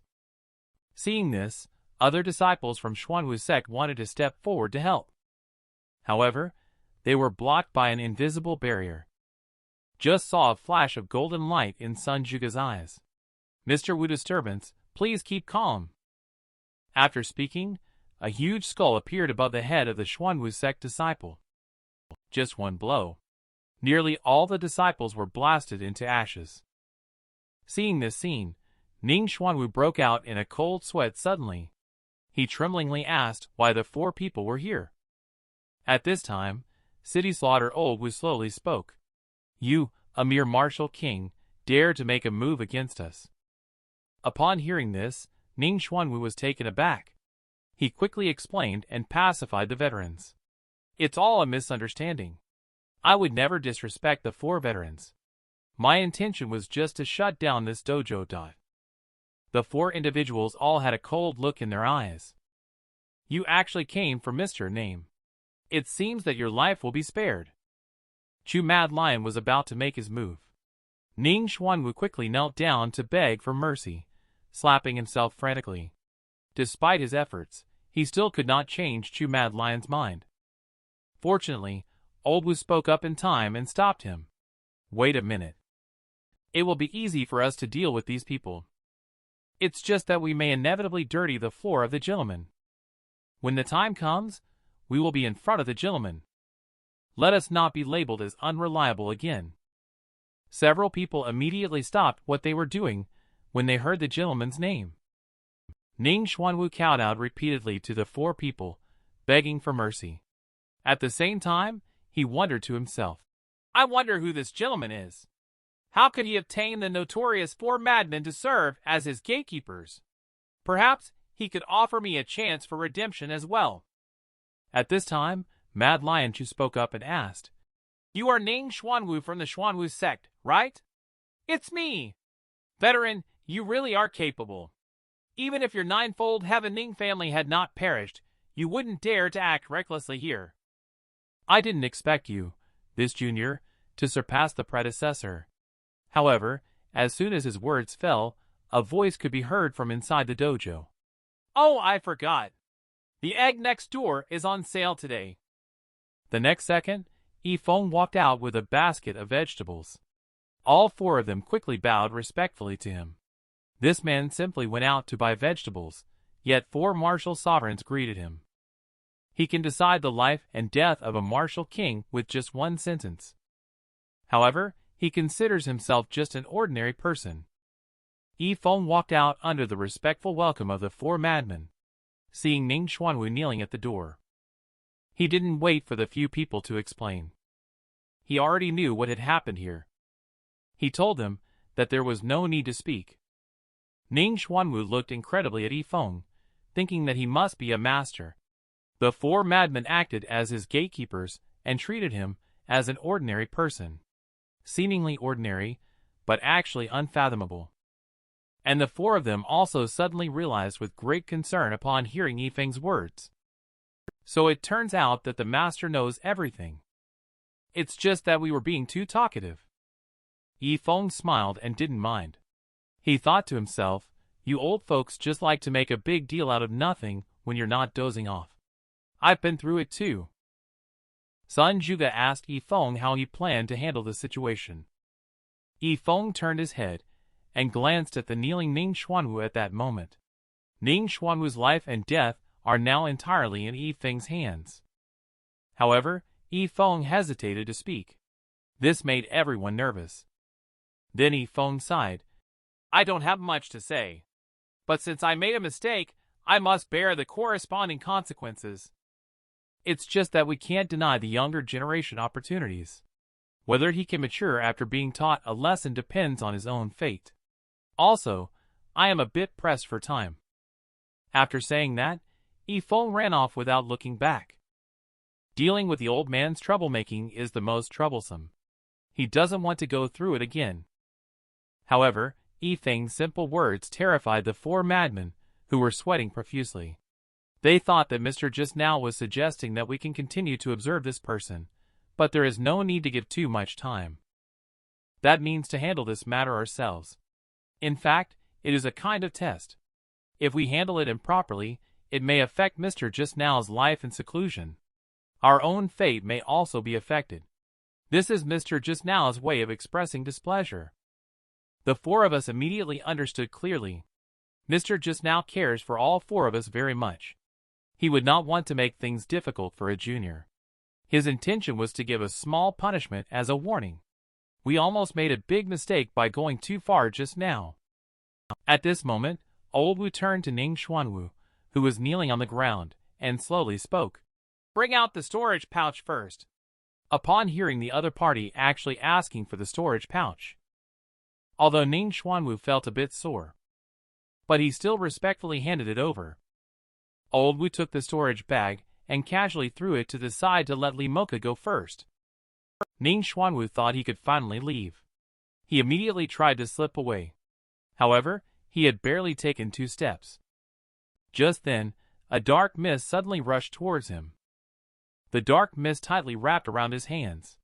At this moment, only to hear Sun Juga speak coldly. This is my heavenly doom poison. It will spread throughout your body from your arms in less than 3 days.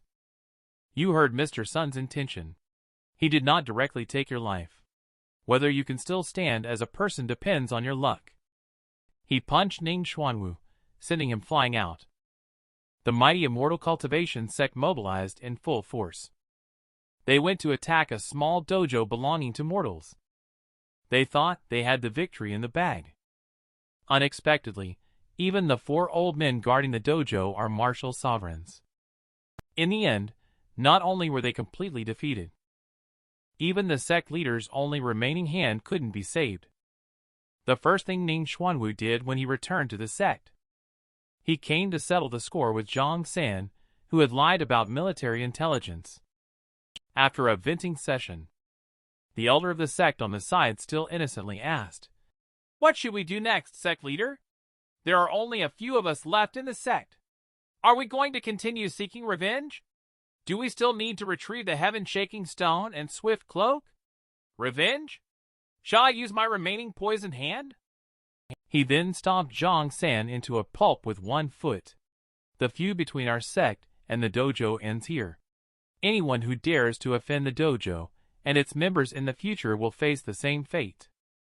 After he finished announcing this matter, the only surviving female disciple, Lilith, asked cautiously, "Venerable Master, what exactly is inside that dojo? The disciples within our sect disappeared in an instant. If it weren't for the higher cultivation levels of some disciples, they might have." Speaking of this, Ning Xuanwu still shudders. Even the four martial sovereigns and the Grand Martial Emperor, in the face of absolute power, we can only let go of our hatred. And now, what's more important is to guard against the Qingshan Sect. What does Venerable Master mean by that? Ning Xuanwu sighed here. Xuanwu Sect and Qingshan Sect have both been established in River Peace for thousands of years, maintaining a delicate balance. However, unexpectedly, a hidden expert mighty being Lu Qingshan, disguised as a mortal, descended from the sky and formed a close relationship. He has obtained a divine sword from him. If Xuanwu Sect continues to turn a blind eye to it, we will eventually be wiped out by Lu Qingshan. So we also need to go all out to please that youngster. At least we need to be equal to Lu Qingshan. It shouldn't be a problem to seduce him with your appearance and seduction techniques to become his woman. I know this puts you in a difficult position. I have treated you as my own daughter. Now, the future of Xuanwu Sect is all up to you." Upon hearing Venerable Master suddenly say this, Lilith blushed instantly. "Disciple is not unwilling. I am just afraid that he might not like me." "Afraid? I have taught you this word since you were young. Achieving great things requires courage. I know you have always admired the strong. It is not a loss for you. If you are held back by these concerns and lose sight of the bigger picture, how could I entrust the Xuanwu Sect to you?" Upon hearing the words of the Venerable Master, Lilith fell silent for a long time. She eventually accepted the task. Meanwhile, Head Mao of the River Peace Chamber of Commerce was also facing the same dilemma with the Xuanwu Sect. During this period of time, Baofeng Trade Association has been aggressively outselling the River Peace Chamber of Commerce with the help of Yi Feng's Jizun Bao. The assessment for Level 1 chambers is about to begin. Therefore, they have also entertained the same idea as Ning Xuanwu, deciding to use a beauty trap. So he called his daughter Mao Yuner and asked her how she viewed the author of Dream of the Red Chamber and Jizun Bao. She was suddenly taken aback by her father's question. Mao Yuner blushed shyly. She quickly said that although she had never met him, from reading his books, she could sense that he must be a dashing young gentleman. Head Mao saw that there was hope. He immediately explained to her the seriousness of the problem. He suggested that she should try to build a good relationship with Yi Feng. Even. Upon hearing this, Mao Yuner said with a happy expression, "Father, no more words are needed. Your daughter understands. Master Yi is a good man. Your daughter is willing. It also begins from this moment." Yi Feng has become the target of two women at the same time. Pay attention. These items have been randomly piled up in front of you. Among the clutter next to the dog. Each one is a rare treasure. Ordinary cultivators find it as difficult as ascending to get even one of these. Yet now they have been gathered and piled up here by someone. And they have even been rejected by others. Upon returning home with discounted eggs, Yi Feng saw various items piled up in the front hall as soon as he walked in. Zhong Qing said that these were all left to him by the four old men. He mentioned that part of it was what he had instructed, and the other part was from the rake money from before. As a royal prince of the sky-devouring wolf clan, Richie immediately recognized these as treasures at a glance. He excitedly played among these treasures. However, Yi Feng looked at these treasures. He started to complain disdainfully, with a look of disgust on his face. What, rake money? You should be the one paying. What's with all this pile of junk you've got here? I'm not a dog. Can I still play with toys? At that moment, he suddenly noticed an oiled paper umbrella. The dog also perked up instantly. Unexpectedly, the next second, it saw a shocking scene. This scene stunned both Zhongqing and the dog. Yi Feng felt a little embarrassed. He said, "Forget it. You guys don't understand. This is an art called cosplay. Let's first put these junk in the utility room together." After a while, one person and one dog moved the things to the door of the utility room. However, the dog suddenly froze in place, looking terrified towards the direction of the utility room. It thought that ever since Veteran went through that door just now, there has been an occasional deep and terrifying aura emanating from inside. But Veteran does not seem to care about this aura. However, what exactly is hidden inside? This lock seems tightly secured and cannot be opened, right? This man relied on being a copycat writer to become a literary giant in the immortal cultivation world. He originally wanted to promote the rich cultural heritage of the Chinese nation for the past 5,000 years. As a result, he was greatly surprised. Leader Yin and Luo Lanxue came to the dojo that day to invite Yi Feng to participate in a poetry competition. Before entering the door, Luo Lanxue repeatedly urged Leader Yin by her side to be extremely cautious when talking to the master later. The master resides in Riverpiece City and is arranging a big plan while also observing the lives of mortals. These 2 points are taboo. They must not be offended. Leader Yin nodded. At this time, Yi Feng also opened the door and asked, somewhat puzzled, "The poetry competition. The previous entry standards have always been very high, right? Is this year's entry based on a per capita basis?" Upon hearing Yi Feng's words, Leader Yin immediately said, "Sir, you are joking. Your book Zun Bao is well known by now. Its literary significance has also received unanimous recognition from the public. You have already become the foremost literary figure in Riverpiece City, a rising star in the literary world. If you have the time to show your face, it would be a blessing for Riverpiece City." Listening to Leader Yin's flattery, Yi Feng, as a copycat writer, also feels a bit embarrassed. However, he still accepted the invitation and planned to join in the fun. He did want to see for himself which is superior, the cultural knowledge of the otherworld or the long-standing heritage of my 5,000 years of Yanwang. Soon, the annual poetry contest of Riverpiece City is held by the Pure Creek Riverbank. It gathers all the young talents of Riverpiece City. Here, nobility is not judged by family background, but by literary talent. However, the poems created by these talented individuals are somewhat hard to describe in a few words.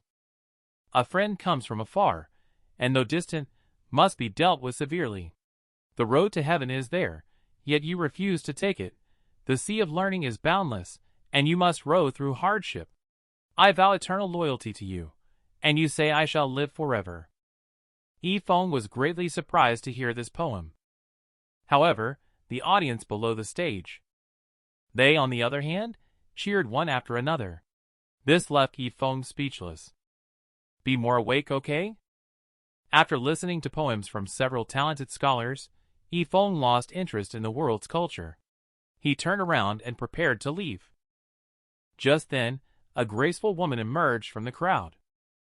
The person who came as Lilith sent by the Xuanwu sect to seduce Yi Feng. During this time, she has already found out about Yi Feng's daily routine. In order to avoid disrupting Yi Feng's original intention to experience mortal life, she decided to approach Yi Feng in a mortal way. Upon seeing Lilith, she exclaimed, "I twisted my ankle," and then pounced into Yi Feng's arms. Lilith felt steady when their eyes met, but Yi Feng mistook her for a scammer. He decisively made a serious effort to dodge. Lilith was completely confused by this. When she came to her senses, she kicked away the 4 talented men who had just caught her. When she looked at Yi Feng again, she found that someone else had set their sights on Yi Feng, just like her. Malyuner, looking shy, introduced herself. I am Riverpiece from the Malyuner Merchant Guild, and I have met Master Yi. Upon hearing that the other party was from the Riverpiece Merchant Guild, Yi Feng, feeling impatient, simply greeted with a hello before walking away. Facing Yi Feng's cold attitude, Malyuner felt so wronged that she was almost in tears. At this time, a sarcastic remark came from behind. Just because of you, you still want to attract the attention of the gentleman. That's really ridiculous. Who are you again? I am a figure you cannot reach. You are not worthy to lay a finger on Mr. Yu. This is how the two have began to confront each other on the street. They are like two beautiful women in a showdown over a man. This immediately attracted a huge crowd of onlookers. Even a lemon bystander spontaneously composed a poem. Under the lemon tree, there are lemon fruits. What magic does this man have after all? He can actually attract the competition of the two beauties in the immortal cultivation world. The two beauties even fought for him. Just as Yi Feng was about to leave, he was set up by someone. The one who set him up was his childhood sweetheart, Peng Ying. Peng Ying scolded him as a worm, asking why he always lingered around like a ghost. If Brother Wujia sees you again, will you ruin everything I have worked so hard for? This left Yi Feng speechless. He turned to leave, but Peng Ying continued to scold him relentlessly. How could you leave me so easily after causing me such humiliation? You are still so arrogant. Do you think you can change my mind by making Luo Lanchua your backer with just a book? Don't forget you are just a mortal after all. You will always be just a piece of trash living at the bottom. And I am a Qingshan Sect disciple cultivator. You will never be worthy of me. Yi Feng listened quietly to Peng Ying's sarcasm. Then he waved his hand and said, Your speech is very good. However, I am not going to turn around for you. After speaking, Yi Feng prepared to leave. However, Peng Ying held him back at this moment. I hate the way you pretend to be stupid the most. You coward. You only deserve to live at the bottom of your broken dojo for the rest of your life. No woman would even look at you. Hearing this, Yi Feng's expression turned cold instantly. He had just wanted to turn around. Just then, a slap had already landed on Peng Ying's face. The person who slapped him turned out to be Malyuner from the Riverpiece Merchant Association. And this slap completely angered Peng Ying, only to see her glaring angrily at the two of them. Spiritual power also began to emanate from her body. Yi Feng shielded Malyuner behind him. Peng Ying then taunted, Scared, huh? The pressure of my 9-layer martial artist can crush you mortals. You should kneel under my feet. However, before she could finish her sentence, she was slapped again. I saw Lilith looking down from a high place. She spoke coldly to Peng Ying. I am also a fan of Master Yi. At the first mention she's a fan, Peng Ying suddenly got angry. Isn't it just a lousy book? Why are all these women acting like they're possessed? Treating Yi Feng as if he's a sacred saint. Unfortunately, no matter how beautiful the woman is, she's just the same as him. An utterly useless waste with no cultivation level. Utterly defenseless. As she spoke, she had already gathered spiritual power in her hands, preparing to attack the three of them. Lilith stepped forward with a relaxed expression on her face. She threw a charming look at Yi Feng. It's not appropriate for a man to interfere in women's matters. Let me handle this. Malyuner, who was standing aside, couldn't help but feel jealous and said, You're taking advantage of someone's weakness. Although these words were directed at Lilith, who was standing aside, Peng Ying seemed to take them personally. Immediately, Peng Ying shouted and lunged towards Malyuner with a sword. Although the sword did not hit, it frightened Malyuner. Afterwards, Peng Ying raised the sword again and stabbed towards Lilith. However, her aggressive sword strike was effortlessly intercepted by Lilith using just 2 fingers. While Peng Ying was still in shock, Lilith casually twisted her hand again. She made the long sword in Peng Ying's hand spin. The long sword slipped away in an instant. Is your sword difficult to catch? A 9-layer martial artist, who can't even hold their own sword steadily has the right to be called a cultivator. Answer me, are you qualified? After saying that, Lilith was immediately bombarded with a series of slaps. Peng Ying was left speechless.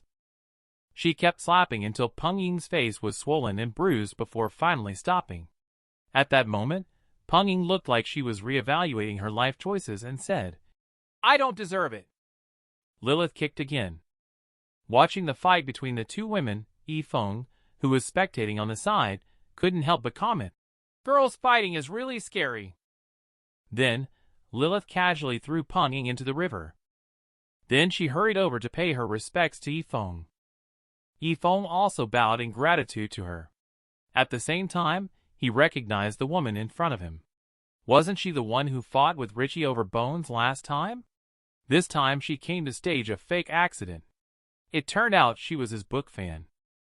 Seeing that Yi Feng actually recognized her, Lilith was also startled. She even thought that the other person recognized her. That's why he was so indifferent to her.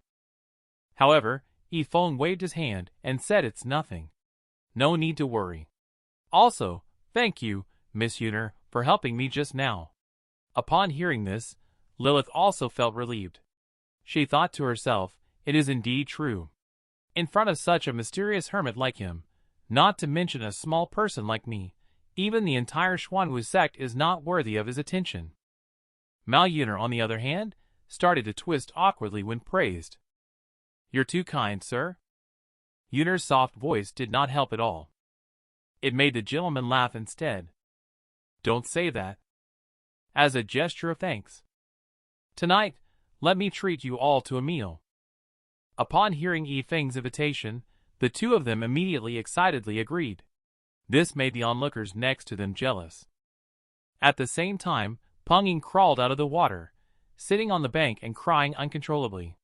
Yu Wujie saw her back and quickly stepped forward to ask about the situation. As a result, he saw it. Peng Ying, who had already been beaten badly and looked disheveled. Peng Ying had just wanted to complain. Just then, Yu Wujie threw a punch at her and shouted, "Where did this ghost come from? How dare you wear my Peng Ying's clothes?" Peng Ying knelt on the ground, crying uncontrollably, desperately trying to prove that she was indeed his Peng Ying. Peng Ying kneels on the ground, crying bitterly. Desperately trying to prove himself, he asks for help to avenge himself. Yu Wujie looks at the disfigured Peng Ying with a cold gaze. He kicked her directly, sending her flying out. "Your face is already ruined. What capital do you have left to ask for my help?" After saying that, he didn't forget to spit at her. At this point, Peng Ying, lying on the ground, finally saw everything clearly. "So this is how you see me. Everything is just false pretenses. So you all are the same, treating me as worthless and bullying me with impunity. Your current expression is the same as theirs when they look at me. But where did I go wrong after all? I just want to cultivate immortality and take control of my life. I want to earn others' respect. I want to have a good life. Am I asking for too much?" The more Peng Ying thinks, the more unwilling she becomes. In the end, she directly got up and pounced towards Yu Wujie. She held him tightly and dragged him into the water. No matter how he struggled, it was all in vain. Soon, the two of them were swept into the whirlpool and disappeared from River Peace City. What is in this room? Just the scent emanating from it. It can make the royal prince of the sky-devouring wolf clan shiver with fear. Yi Feng feels that Richie has been acting a bit strange recently. Looking at the storage room ahead, he seemed to have thought of something. That's right. The way Richie looks now. This is really too much like his dog from a past life. It should be in heat. So he had to comfort Richie. "Don't worry. I will find a solution for you.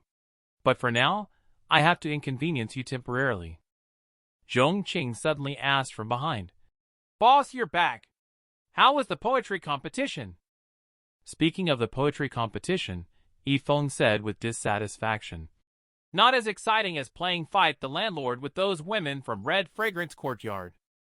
But speaking of it, it seems like he hasn't seen them for a long time. Anyway, it's still early. I'll go find them to pass the time." Upon hearing this, the inexperienced Zhongqing blushed shyly. He asked in a quiet voice with his head lowered, "Is the game Fight the Landlord fun, boss?" Yi Feng patted his head and smiled, saying, "Even if I tell you, you wouldn't understand." However, Zhongqing blushed and kept his eyes closed, saying, "Boss, I think I understand. Because when I helped you deliver alcohol, I always saw those young ladies in those." However, before Zhongqing could finish speaking, Yi Feng interrupted him. Then he walked alone towards the direction of Red Fragrance Courtyard. He felt secretly proud in his heart. "How could you understand? The only set of playing cards in the world created by me. The way of playing Fight the Landlord was also taught by me to the girls. The art of the game and the cards is not something one can easily grasp without guidance." How deep is the water in this dojo really? Even a random kitchen knife is considered a sacred grade treasure. Even the dog inside is a legendary sky-devouring wolf. The sun sets in the west. A hot girl is walking down the street, attracting the attention of men. Lilith takes the lead ahead of Mao Yuner and builds a relationship with Yi Feng. She decides to visit the dojo first. This time at the dojo, she has a different mindset because the owner of this dojo has turned from her enemy into her prey. Before leaving, Ning Xuanwu repeatedly emphasized that this banquet was a rare opportunity. She must do everything she can to make Yi Feng her subordinate. After making up her mind, Lilith shouted into the dojo, "I, Lilith, am fortunate to have met Master Yi and dare not forget the courtesy. I have come to pay my respects." Zhongqing hurried out to greet her upon hearing this. "I'm sorry. Our boss is not at home right now. I will tell him that you came when he's back." Lilith was a bit perplexed upon hearing that Yi Feng was not at home. "Not at home? But we just met this morning. I thought he would be at home." Zhongqing blushed and turned his head. He stammered, "The boss went to Red Fragrance Courtyard to meet the young lady and play Fight the Landlord." Upon hearing that Yi Feng would actually go to such a place, Lilith also became interested. Curiously, she approached Zhongqing and asked what exactly Fight the Landlord was. When asked this question, Zhongqing became extremely shy and stuttered for a while. He finally shouted out with his eyes closed, "It's about the relationship between men and women." Seeing Zhongqing so shy, Lilith joked, "Little brother, I didn't know you were quite knowledgeable. Thank you for today. Another day, sister will introduce someone to you." Upon hearing this, Zhongqing immediately felt both shy and indignant, covering his face and running into the house.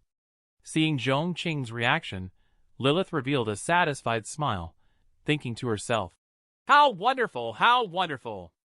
I was worried that Mr. Stage's demeanor was too profound to be close to women, but it turns out that he appears refined on the surface, but is not a decent person in private." However, just as she turned around, her attention was caught by a piece of cloth. This cloth in front of her, isn't it the treasured swift cloak of their sect?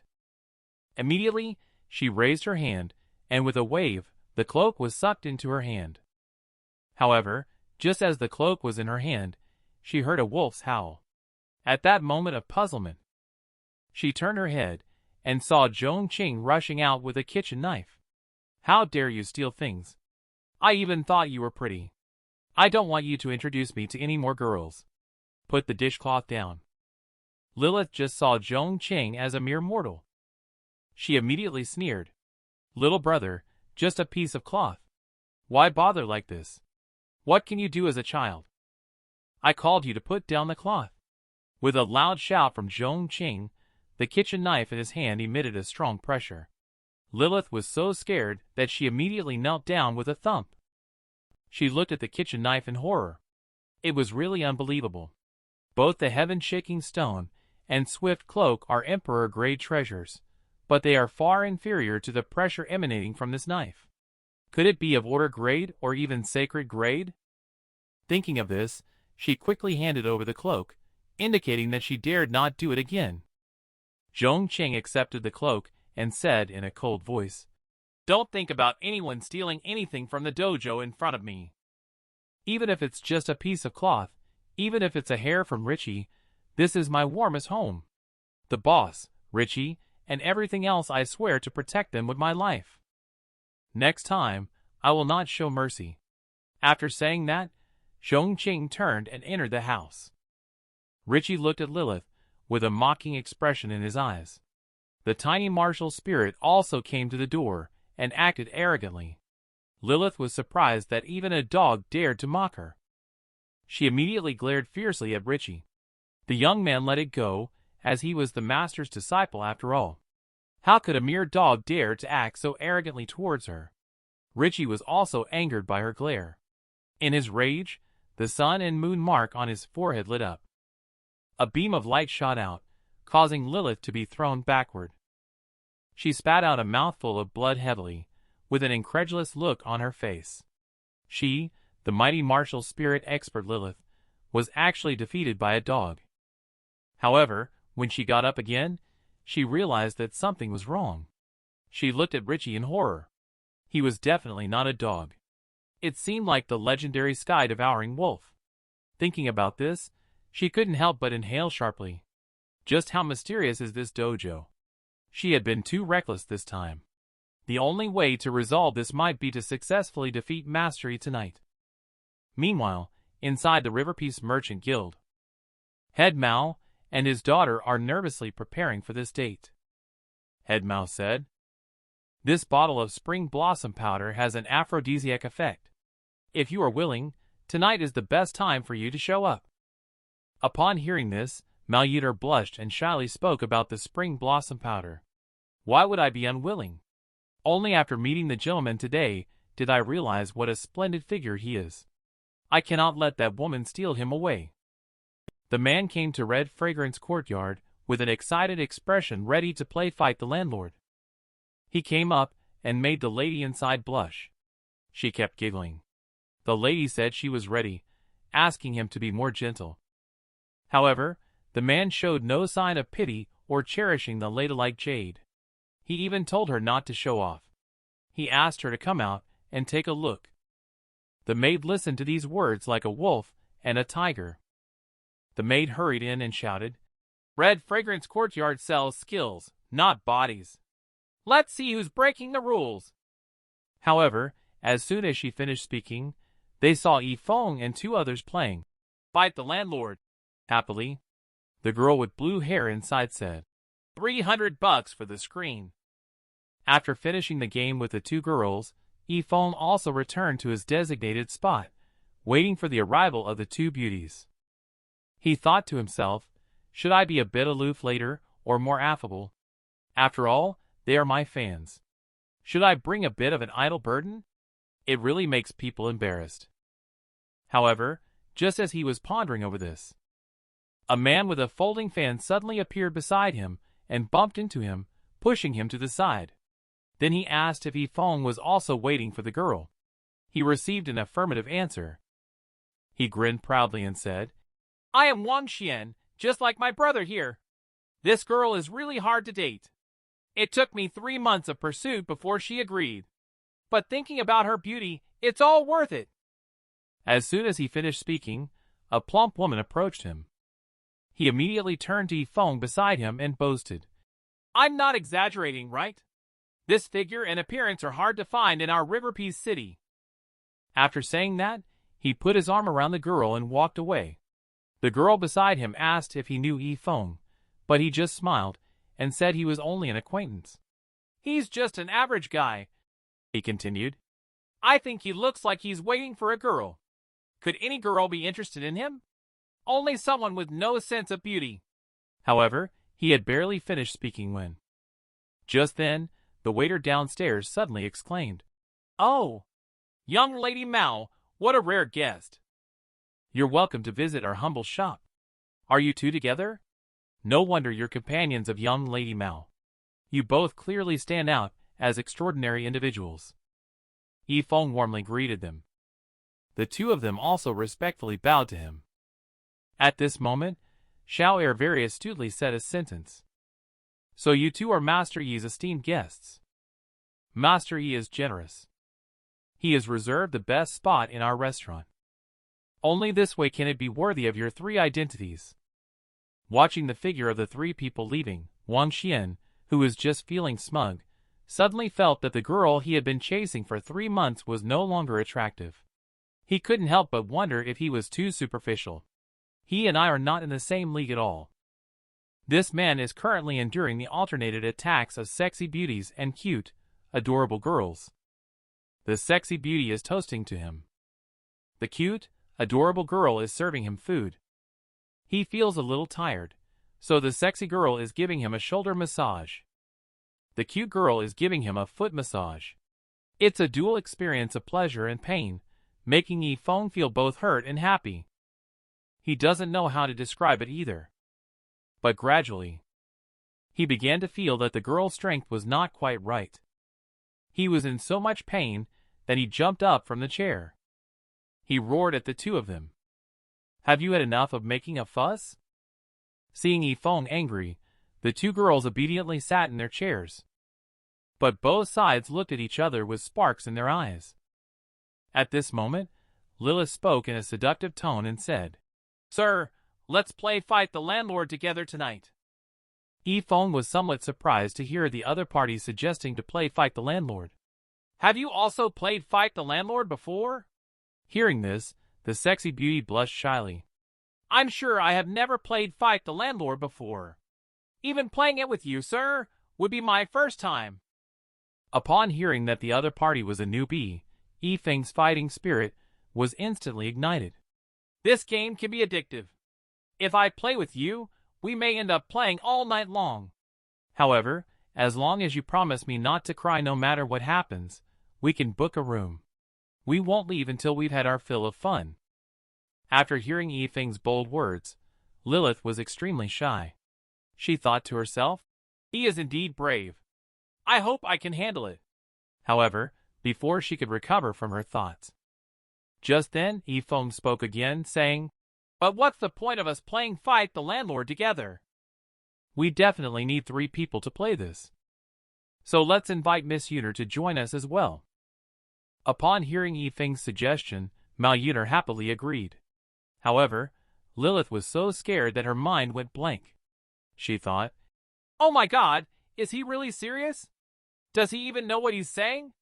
So she quietly asked, "Sir, do you really want the 3 of us to play Fight the Landlord?" "Of course. Since it's Fight the Landlord, you need at least 3 players. But of course, if there are enough people, 4 is also fine." "All right, it turns out Mr. likes this game." "Impressive." "What's so impressive about that?" "It's just a routine move. The waiter helped us open a few rooms. Find someone to go to my dojo. Ask my disciple to get the items needed for Fight the Landlord." When I heard Yi Feng say that Fight the Landlord also requires props, Lilith spewed out the water she had just drunk. Later, she couldn't help but secretly feel shocked when she looked at Yi Feng and Mao Yuner. It seems like I saw a little bit through his ordinary appearance and understood the truth about him being an old freak. Fortunately, I am not facing this alone. But after the two of them finished their conversation, Yi Feng decided to go to the bathroom to clear his mind first. It's going to be a good night for a good fight. After Yi Feng left, the two of them locked eyes. Mao Yuner spoke up and asked, "Is Fight the Landlord some kind of metaphor? Why don't we go our separate ways tonight? Let's put aside our prejudices and just focus on entertaining the gentleman. I'm willing to share this with you." After saying that, she took out the spring blossom powder she had prepared long ago and dripped it into the wine. After reaching a consensus, the two of them each conveyed the message back to their hometowns. The Xuanwu sect and River Peace merchants who received the message were also overjoyed. They all felt that Yi Feng was already their son-in-law. They feel that everything is going smoothly. Can reality really meet their wishes? This man invited 2 girls to a private room to play Fight the Landlord. He tapped the table and felt it was quite solid. So he asked the 2 girls to come up. The 2 girls heard Yi Feng's blunt words. They all blushed in embarrassment. But they still put down their faces and placed them on the table, asking Yi Feng what to do next. They were pushed down by a sudden force. Shortly after, I saw Yi Feng spread a deck of playing cards on the table. He began explaining it seriously to the two people. The rules of this fight the landlord game.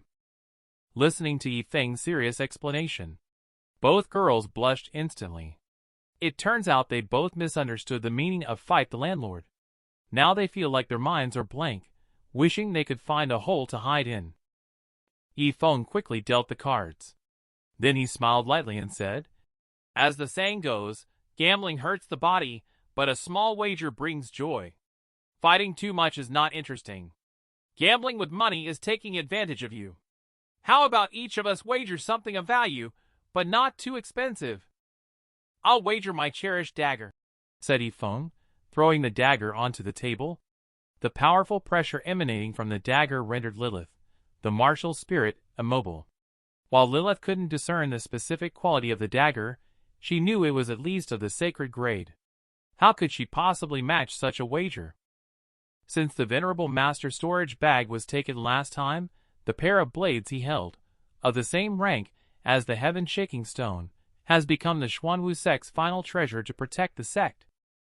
After a psychological struggle, Lilith placed the pair of blades on the table and asked Yi Feng if it was okay to use them as a wager. However, Yi Feng responded indifferently, saying, "It's almost the same." His tone was very flat.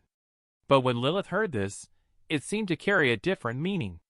She thought to herself, "These two completely different treasures are just almost the same in his eyes. Doesn't that mean all treasures in the world are equal to him? Winning or losing doesn't matter. Just mere playthings." Thinking of this, she glanced again at Malyuner across from her and thought to herself, "Although the plan has changed, as long as they wait for the medicine to take effect, it's fine to amuse themselves with her husband before that. Presumably, her thoughts are the same. In that case, I might as well take a risk. If I can obtain this dagger, Venerable Master will certainly be very pleased." Lilith has already taken out a treasure. Malyuner also pulled out an 8 trigrams copper plate from her bosom and asked, "Can I use this?" She sounded somewhat unsure when she said this because neither the dagger nor the pair of knives emitted an ordinary aura. Their trading association did not have anything comparable to offer, and this item was barely acceptable. Yi Feng didn't really care about the 8 trigrams copper plate that Malyuner took out, as long as there were benefits involved. However, Lilith standing aside immediately recognized the origin of this piece of copper. It seemed like one of the keys to a certain secret realm. She thought to herself, "Is Malyuner really foolish or pretending to be weak to deceive others? But no matter what your plan is, I am determined to take these two things into my bag." Malyuner also had the same idea. She knew that this piece of copper, though extraordinary, was impractical. It was just a superstitious item for good luck. If she could use it to win these two treasures, it would be a huge gain. And so, between these two women, a war without gunpowder began. This man made an appointment with two girls to play fight the landlord all night in a private room. He just wants to have a little more fun playing. He took out a sacred grade dagger as a special bonus. The two girls also each took out treasures from their respective sects and a key to a secret realm. However, happy times are always short-lived. Soon one night passed, accompanied by a rooster's crow. This game of fight the landlord also came to an end. This night, after battling it out, Yi Feng won decisively. They didn't even know how many rounds they played. However, the two girls were sporting dark circles under their eyes, looking tired, trying to steal chickens only to end up losing a whole handful of rice. They even lost all of their own treasures. At this moment, their gazes towards Yi Feng were full of unwillingness, yet they dared not speak it out loud. Just with a click, Yi Feng closed the door and walked out. The two girls looked at each other involuntarily. As they watched, it was already dawn. By this time, the effects of the spring blossom powder had taken effect. With the passage of time, it reached its peak. Both of them were finding it hard to hold back. So they decided to go all out and not hold back. They must immediately make Yi Feng drink this wine. Otherwise, their efforts would be in vain this time. However, at this moment, Yi Feng suddenly opened the door with a bang. He squinted his eyes and walked in, saying that it was almost dawn. He also felt a bit tired. So why not end it like this tonight? After saying that, he planned to go collect his spoils for the night. However, as soon as he reached out his hand, he was grabbed by two people. Seeing this, Yi Feng's expression immediately turned cold, reluctant to part with it. Yi Feng seemed angry. The two girls kept apologizing, afraid to speak. This made Yi Feng slightly more satisfied. Is this all right? Just a little gesture. Next time, if you win it back, it's all good. Playing cards is about having a backstory. Not taking it is breaking the rules. Next time when you play again, there won't be that level of seriousness and respect. After saying this, Yi Feng was ready to turn and leave. But at that moment, Mao grabbed his arm. She warmly invited him to sit down and take a break. Have some water. Yi Feng no longer refused when he saw her so enthusiastic. 3 cups conveniently arrived, inviting the two to drink together. The two of them also went all out to win Yi Feng's favor. They then raised their glasses and finished them in one gulp. After that, they both looked at Yi Feng as he drank down the wine himself. Feeling that the plan was halfway successful. Just need to delay for a moment. Once the drug took effect, everything would be accomplished. After chatting for a moment, Yi Feng indeed started to have a fever. The medicine is working. So now only the last step is missing. Only to see Lilith picking up Yi Feng's clothes and smelling them, saying, "Mr. Feng's clothes smell really nice." Yi Feng touched her forehead and asked softly, "Are you running a fever? Your face is so red." Just as he said that, Lilith was about to. Martialart also quickly squeezed over and extended an invitation to Yi Feng. "A moment of spring night with a gentleman is priceless. Your heavy breathing has already given you away." Upon hearing this, Yi Feng was also somewhat surprised. "Am I found out?" Martialart then grabbed his hand. She then placed her hand on her chest. Victory or defeat lies in this move. Facing two fierce-looking girls. How will Yi Feng choose at this moment? The next second, there was a loud slap sound. A hand patted on Martialart's shoulder. He said relievedly, "I didn't expect you to find out. I really needed to use the restroom. Although I just went once, it seems like my kidneys are not doing well. But I really can't hold it. Believe it or not. There are 3 urgencies for humans, and I went. Just one step away." Yi Feng suddenly ran away. Both girls were petrified on the spot in an instant. With the bang of the door closing, Martialart felt extremely flushed all over. She hoped that Yi Feng could come back soon. But little did she know that at this moment, behind her, there was a pair of scorching eyes fixed on her. The next second, Lilith pinned her down on the table. Under the push of the medicine, the two could not help but enter paradise. And at this time, Yi Feng was also happily taking care of business in the toilet. After a refreshing moment, he came back and saw this stimulating scene, which instantly made him sober. He quickly closed the door. He thoughtfully hung "Do not disturb" signs for the two of them. But at this moment, his heart was filled with deep sorrow. There are so many beautiful girls in the world. How come none of them belong to me?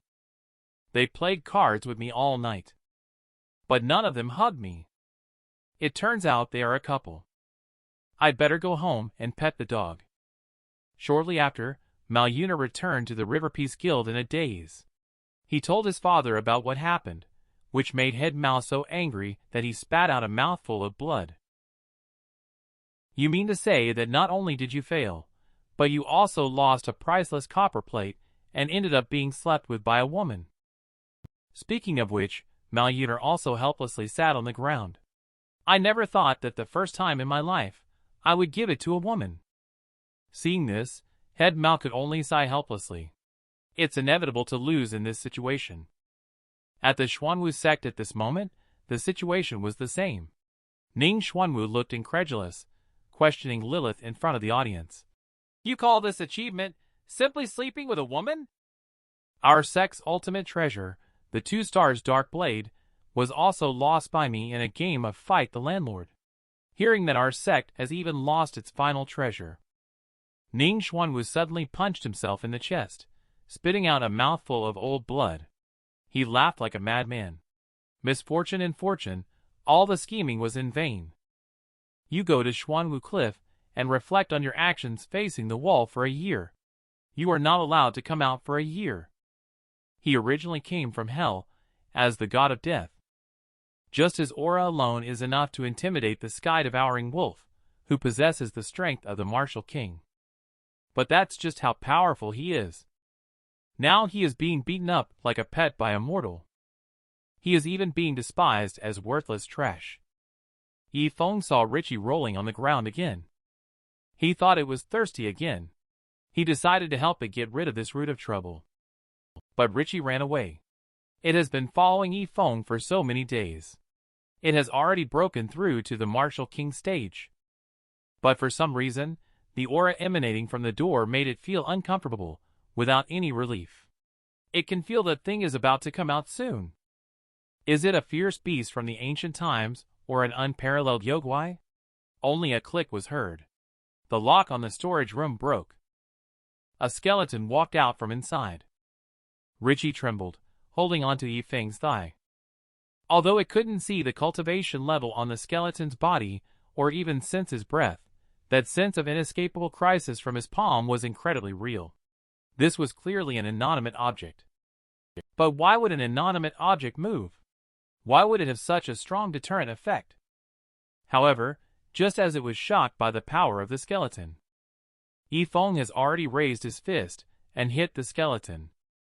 He cursed while hitting. "You stupid thing! You scared the hell out of me.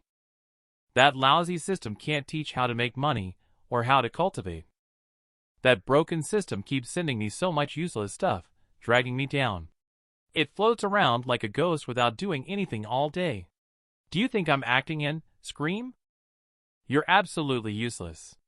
If I keep you locked up for a while, maybe you'll learn how to pick locks." Seeing such a powerful skeleton, it was actually beaten up like a toy by Yi Feng. Richie was stunned. After fighting for a while, Yi Feng also started to feel a bit tired. But as soon as he saw the skeleton, he got angry.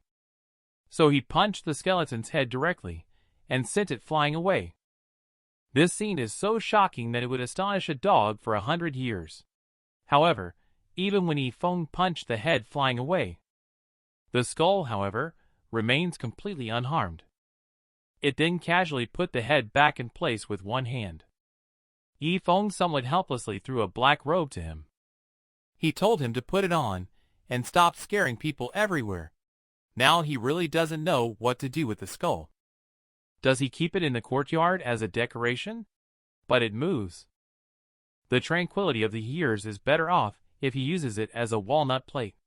But as soon as he thinks about it, the walnut he's holding is a skull. Yi Feng is full of disgust on his face. After much thought, he realized that indeed this skull was completely useless. So he stopped thinking and just went ahead to pat Richie's head. Richie, enjoying the pat, did not resist at all under Veteran's hands. I wonder why I am so favored by Veteran. This martial sovereign old man is simply crazy. He not only harmed his own brothers for the sake of longevity. He is even insane. He set up a once-in-a-millennium great formation to assassinate the male lead. In a canyon somewhere beyond Shogunate Mountain. Li Mocha in the name of treasure hunting. He brought 3 madmen to this canyon. He trapped the 3 of them in the formation formed by the natural formations here. He also pocketed Old Wu's sacred grade celestial rake. Old Wu, trapped in the formation, questioned him. "Why did you do this?" Li Mocha sneered. "We have been friends for many years. You still know nothing about me.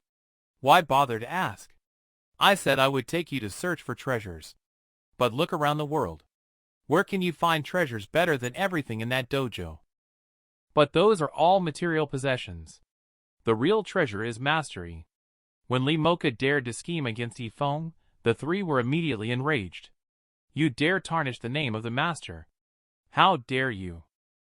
"What wouldn't I dare? I'll tell you the truth. I'm not afraid of him. Not even the treasures in his dojo have captured my thoughts. Even if he is truly impeccable, a celestial being, as long as I activate that thing to strip away his luck, I can pull him off his pedestal and turn him into a true mortal. What do you mean by? What do you mean? Tomorrow happens to be the rare once in 10,000 years sighting of the celestial river continent. In year, in month, in day. Are you implying that you know the lost celestial in great formation that has been missing for 10,000 years? Those who enter the celestial in great formation will lose their cultivation level below the celestial being level without realizing it. Although this formation is powerful, it goes against the laws of nature. If you insist on resorting to extreme measures against Mr. Name Redacted, you will also face divine retribution. You will not have a good death, and will not be able to be reincarnated for eternity. To my surprise, Li Mocha smiled slyly and said, I have mastered the great art of seizing fate to the deepest level, even beyond what we can fathom. There are countless treasures at my disposal. When I obtain the extraordinary luck, even the heavenly Tao will support me if I seize it. Upon hearing Li Mocha's malicious intentions, Old Wu desperately kept attacking the formation, thinking that even if he perished today, he must break through the formation and deliver the message to Yi Feng. However, Li Mocha had no intention of giving him that chance. He casually released a beam of light that pierced through Old Wu's chest, directly destroying his dantian and reducing him to a mortal body. He wouldn't last long before dying. As he watched Old Wu lying unconscious on the ground, Li Mocha let out a sinister laugh. You asked for this. Among the four of us, I am the oldest. Do you understand that my time is running out? I have no choice. Wu Yonghong, I truly appreciate you for introducing mastery to me in time. With his luck, I exchanged my longevity. It's marvelous to reach the pinnacle of material refining. This man was originally relaxing at home, basking in the sun and petting his dog. He was inexplicably targeted by a powerful martial sovereign for some reason. At this moment, Li Mocha arrived above River Peace City. The celestial in great formation had been set up by him. It was just half a jaw stick's time away from the right time, the right place, and the right people. However, Yi Feng was still sound asleep in the courtyard, completely unaware of the impending danger. The time has come. Open. With the voice of Li Mocha, thunder suddenly roared in the sky. Instantly 5 great formations appeared above Yi Feng's dojo. Suddenly a gale rose. Countless beams of light descended. The beams of light turned into lightning chains and rushed towards the sleeping Yi Feng. Sealing of cultivation level completed. Li Mocha waved his hand and condensed a transformed long sword. The long sword is directly approaching Yi Feng. Even though this is just his martial sovereign's full strike. But without the cultivation level of Yi Feng, he believes that even a martial emperor will only end up as a dead dog under this sword. Watching as the long sword approached closer and closer, Yi Feng still had no reaction. Li Mocha laughed smugly. The celestial in great formation is truly terrifying. This person has no reaction to my attacks, indicating that he has been completely imprisoned by his cultivation level. However, the next second, his expression froze. Because of his full-powered strike of the martial sovereign. When it landed on Yi Feng, not only did it not cause any harm to Yi Feng, but it also made his attack disappear into nothingness. Just like swallowing a sword performance. Li Mocha was so scared that cold sweat burst out, shocked with mouth wide open. How is this possible? Hasn't he been confined by his cultivation level? Why can he still withstand my attack? Even if there was a mistake in the celestial in great formation, there should at least be some reaction when blocking the attack. Why does the attack hitting him directly turn into nothingness? This is too mysterious. But when he thought about it, he also figured it out. After all, even if the person in front of him is not a martial emperor, they are at least a martial saint, even if their cultivation level is not there. But the defensive power he is trained in is still there. Thinking of this, a sneer appeared at the corner of his mouth. I see. I just love this kind of challenge. After all, Killing a strong opponent is much more wonderful than squashing an ant. Murderous goo, come out.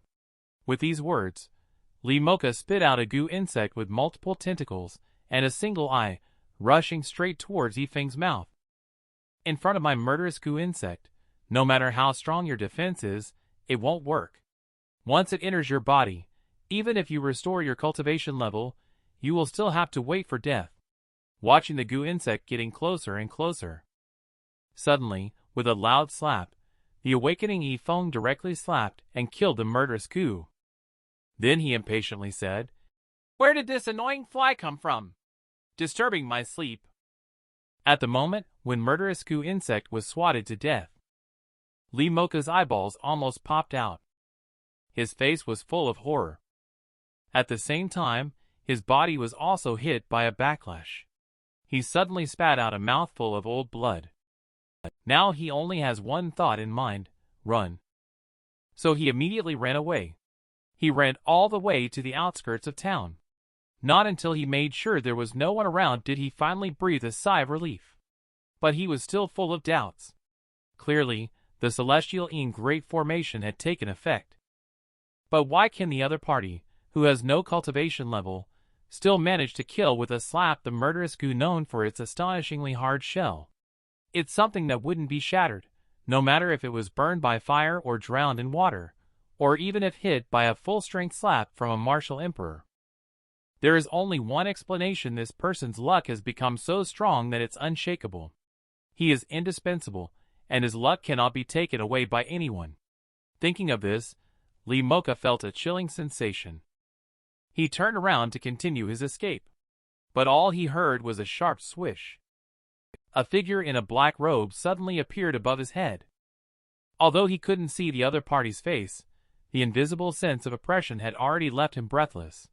This skeleton possesses the powers of natural laws and time laws.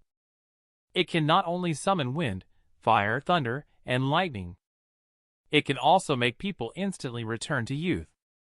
However, he is such a powerful person. He is actually just Yi Feng's servant.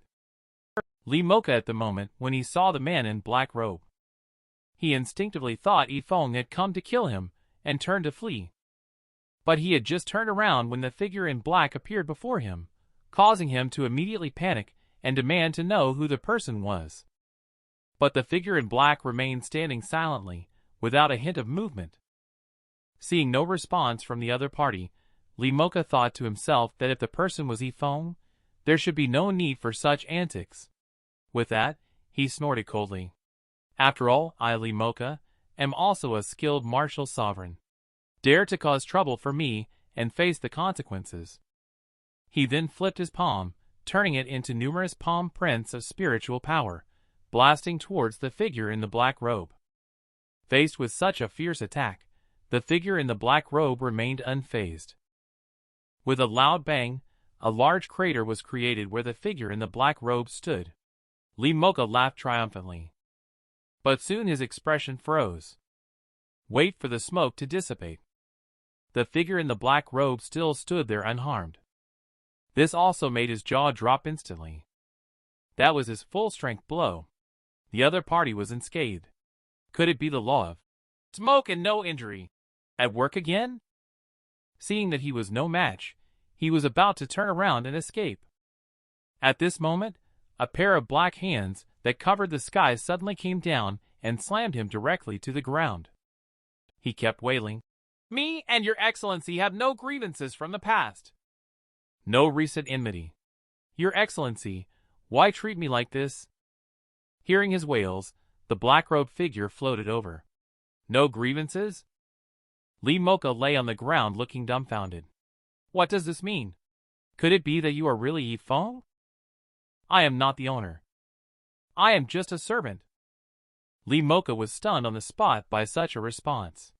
A servant? And he had just called Yi Feng his master. Such a powerful master. Is he really just Yi Feng's servant? So you mean Yi Feng, Master Yi? Could it be that he is a celestial being? Upon hearing Li Mocha's guess, the skeleton flying in the air waved hands repeatedly. How could the master possibly be a celestial being?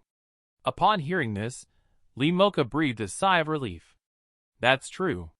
How could such an existence, like a celestial being, be in such a small and rundown place?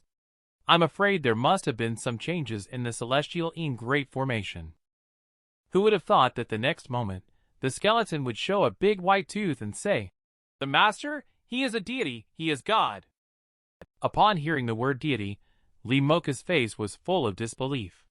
Impossible. Deity is an existence that is countless times higher than a celestial being. Even those who govern the laws of heaven and earth, such as a martial emperor, are no different from ants in front of a deity. This kind of existence that transcends the highest categories, how could it be relegated to such a place? There is nothing that is impossible. After all, as a master servant, I am also a deity.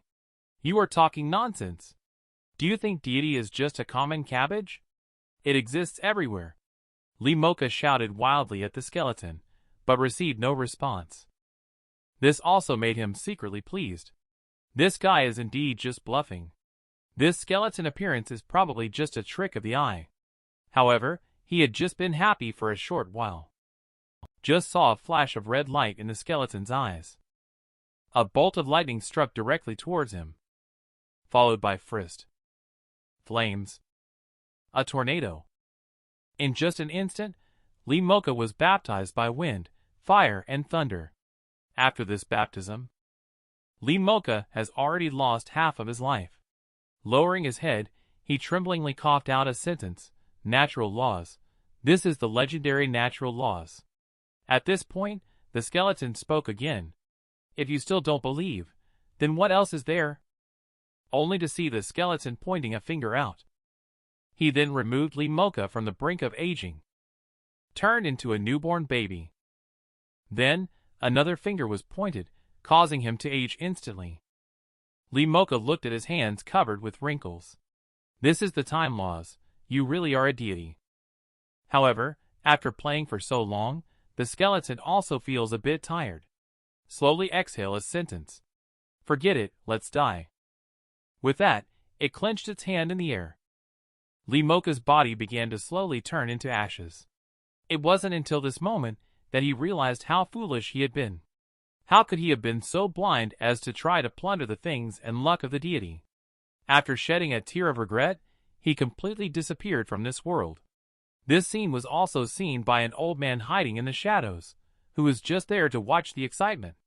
Although he couldn't feel the passing laws around Li Mocha, he could clearly sense his cultivation level. A martial sovereign powerhouse.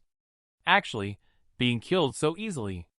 If it were me as a martial emperor, wouldn't I die even more miserably? Thinking of this, he just wanted to turn around and escape. But he saw a skeleton had appeared behind him. Coldly said, "Is this hustle and bustle enjoyable to watch?" This martial emperor old man just wanted to come over to watch the fun. He didn't expect to witness a martial sovereign in front of him. He turned into ashes without any resistance. He was about to turn around and escape, but was caught in the act. So, this old man is named Lu Dasheng. He is the #1 alchemist of South Sand. This time he came to River Peace City to visit the Qingshan Sect. However, he ended up waiting for half a month, because Lu Qingshan went into seclusion to make a breakthrough after reading Yi Feng's novel. He watched as Lu Qingshan finally emerged from seclusion. He immediately showed his authority to the two of them. The Qingshan Sect is acting arrogantly. Just using the excuse of the sect leader going into seclusion can make me, Lu Dasheng, wait half a month in vain. Upon hearing this, Lu Qingshan quickly said, "I dare not. I was just unaware of your arrival earlier. Please forgive my neglect." Later, Lu Dasheng also began to explain his intentions. "Currently, I need to refine a 5-grade pill for a martial emperor in South Sand. I need to borrow your flame bead for this purpose. If you are willing to lend it, not only would it help me, but it would also be considered a favor in the eyes of that martial emperor." Upon hearing this, Lu Qingshan immediately understood. He thought to himself, "No wonder he could patiently wait for me. When he asked for my Qingshan Sect's treasure, as soon as he opened his mouth, luckily I had already given it to the gentleman." Thinking here, he clasped his hands, expressing his regret. The flame bead is no longer the property of the Qingshan Sect. I have gifted it to my benefactor. When Lu Qingshan actually gave away the treasure of the Qingshan Sect, Lu Dasheng naturally did not believe it. He said, "Okay. Then I will go and ask him for it again. I believe he will give me, the #1 alchemist of South Sand, some face. Take me to meet him." Upon hearing this, Lu Qingshan looked embarrassed. The flame bead was a gift for Master Yi. How could he bring himself to ask for it back? If it upsets Master Yi, that would be a real problem. However, Lu Dasheng insisted without question, saying, "I don't care if it's true or not. You must get it back for me." Seeing this, Lu Qingshan had to explain. "Master, this may be a bit inconvenient. If there are other requests, I will satisfy them, Master, but this one might be difficult." As soon as I heard this, even Lu Dasheng became interested. Who exactly is the other party? What kind of person can make you so cautious? The gentleman is my lifesaver, Lu Qingshan. He is also the savior of our entire Qingshan Sect. His immersion in the mortal world is as deep as anyone's. I dare not say more. The gentleman stepped into the mortal world simply to experience the life of ordinary people. Therefore, he does not like to be disturbed. When these words were spoken, Lu Qingshan and Luo Lanshua's eyes were full of respect. Upon hearing this, Lu Dasheng disdainfully remarked, "If you put it that way, then whether I want to see him or not, I must see him." After speaking, he waved the magic wand in his hand. A vine shot up from the ground and tightly grabbed Luo Lanshua by the neck. Then, Lu Dasheng spoke slowly. "Unfortunately, I must have the flame bead. Whether you agree or not, I will have it. But don't worry. I only want to get the flame bead from him, nothing else." Lu Qingshan saw his beloved disciple severely injured, coughing up blood. Lu Qingshan had no choice but to reluctantly agree. At the same time, he secretly blamed himself. "I'm sorry, Master. Please don't blame me for disturbing your peace by bringing people here to cause trouble." Later, he led Lu Dasheng towards Yi Feng's dojo. Halfway there, they suddenly saw experts fighting ahead. Lu Dasheng flew over without hesitation to watch the excitement. He saw the scene where Li Mocha was killed in seconds.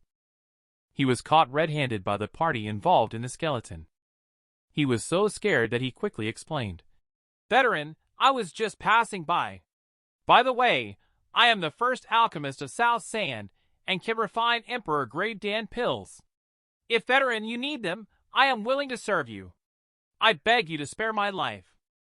However, the skeleton said coldly, "Do you think I would need an Emperor-grade Dan pill? You slap yourself 100 times. Then roll as far as you can. If you don't slap, I assure you will end up worse than that person." Upon hearing the words, Lu Dasheng quickly agreed. He began to slap himself frantically. At this moment, he deeply regretted his actions. He wondered why he had gotten himself into this trouble. He was just here to watch the excitement. How did he end up in this situation? Lu Qingshan, who arrived later, saw Lu Dasheng kneeling on the ground, frantically slapping himself. He hurriedly asked, "Master Lu, what misfortune has befallen you? Why are you humiliating yourself like this?" But the only response he got was a single word: "Get out!" Seeing this, Lu Qingshan instinctively thought to himself, maybe something unfortunate happened in his family. After all, we dare not say. We also dare not ask.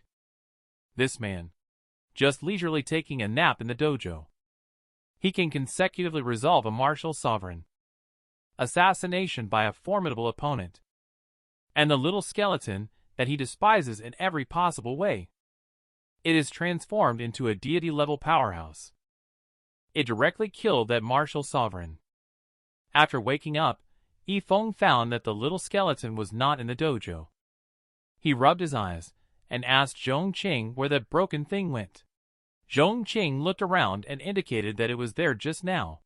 How come it's gone in a short while? This remark also gave Yi Feng an instant ominous premonition. Until now, he still remembered the difficult days when the system gave him the skeleton. The skeleton trashed old Mr. Wang's vegetable garden. The skeleton killed the cow in old Mrs. Li's home again. Yi Feng can tell with just a pinch of his toes. That guy is really unsettling. He must have gone out and caused trouble for himself again. And the reality turned out just as he had expected. At this moment, the little skeleton is walking on the street. It relies on lightning-fast speed. It shuttles under the skirts of the little girls. Just as its magic claws reach for the hem of the little girl's skirt, Yi Feng kicked it away with a sliding tackle. Then, he unleashed a flurry of punches and kicks on it, before everyone could react. Yi Feng then wrapped the small skull into a ball with his cloak. He quickly turned into a gust of wind and escaped from the scene, leaving the pedestrians on the street looking bewildered. One person and one skull returned to the dojo. Yi Feng was so angry at the little skull that he couldn't contain himself. This thing is like a festering sore attached to his bones. He has thrown it away, buried it, but it just won't go away. Now there is only one last resort. Today is either your death or my madness. At this moment, the little skull crawled out from the cloak. It even made a cute gesture towards Yi Feng. Yi Feng was completely angry when he saw this. How dare you act cute in front of me? This time I will take you down. Let's see what you can do. The scattered little skull. It slowly lifted its only intact hand. It wanted to greet its master nicely. The result was that Yi Feng saw a strong middle finger. This also made his anger explode directly. Common sense is lacking. You did learn this thing quite well. Just as Yi Feng was about to continue dismantling the little skull, Zhongqing suddenly ran over to report that there were people outside claiming to be from the River Peace Merchant Guild, carrying a sedan chair. They asked him to make sure to visit the guild and settle the earnings for this season's Dream of the Red Chamber. Yi Feng knew there must be a fraud behind the name of the River Peace Merchant Guild when he heard it. So he casually said, "Let it be. People of different paths cannot plan together. Regardless of their intentions, let's consider this money lost and not fall for their trap." However, upon hearing Yi Feng's words, Zhongqing was unwilling to agree. "How can this be allowed? I will never let anyone owe the boss and get away with paying less," he said. "Boss, managing the dojo is not easy at all. And now we have one more skeleton on our hands. Even if we don't use it to help those in real need, we must never give discounts to that villain who used to bully us." Looking at Zhongqing standing up for himself, Yi Feng smiled. "Silly child, you are so honest. Although kindness is a good thing, I'm always afraid you will suffer when you go out on your own in the future." Upon hearing this, Zhongqing's face turned red with embarrassment. Yi Feng smiled and patted his head. I found that he indeed seemed to have grown taller by quite a bit. So Yi Feng asked him to go on his behalf. Get the money back and leave. Don't worry about anything else. And repeated the phrase. Different paths cannot converge. But when Zhongqing went out, he had not returned to the dojo by the time the sun had set in the west. And Yi Feng also spared no effort in sealing the little skeleton. He separated all the parts of its body, scattered them throughout the dojo. Now only the skull in his hand is left. Then he threw the skull in his hand, chanting incantations. "If I set you free, you will inevitably cause great trouble. I have no choice but to resort to this. Today, in the name of justice, I will seal you away, never to see the light of day again." After saying that, he kicked the small skull into the well. Perfect physical seal. However, he had just finished sealing the small skull. He turned his head and saw a villager. Suddenly, looking flustered, the villager ran over and told him, "Your little disciple Zhongqing is in trouble. It's not looking good. You should go check on him quickly." Upon hearing this, Yi Feng was instantly struck as if by lightning. This man just sealed a god-level skeleton with physical power. On the other hand, he was informed that his disciple was severely injured after going out to collect debts and being beaten up. Yi Feng, who arrived shortly after, looked at the barely breathing Zhongqing. He quickly picked him up and rushed back to the dojo. He began rummaging through boxes and cabinets. He found the soul-returning Dan that the system had given him to save his life. He fed it to Zhongqing. This barely saved a life.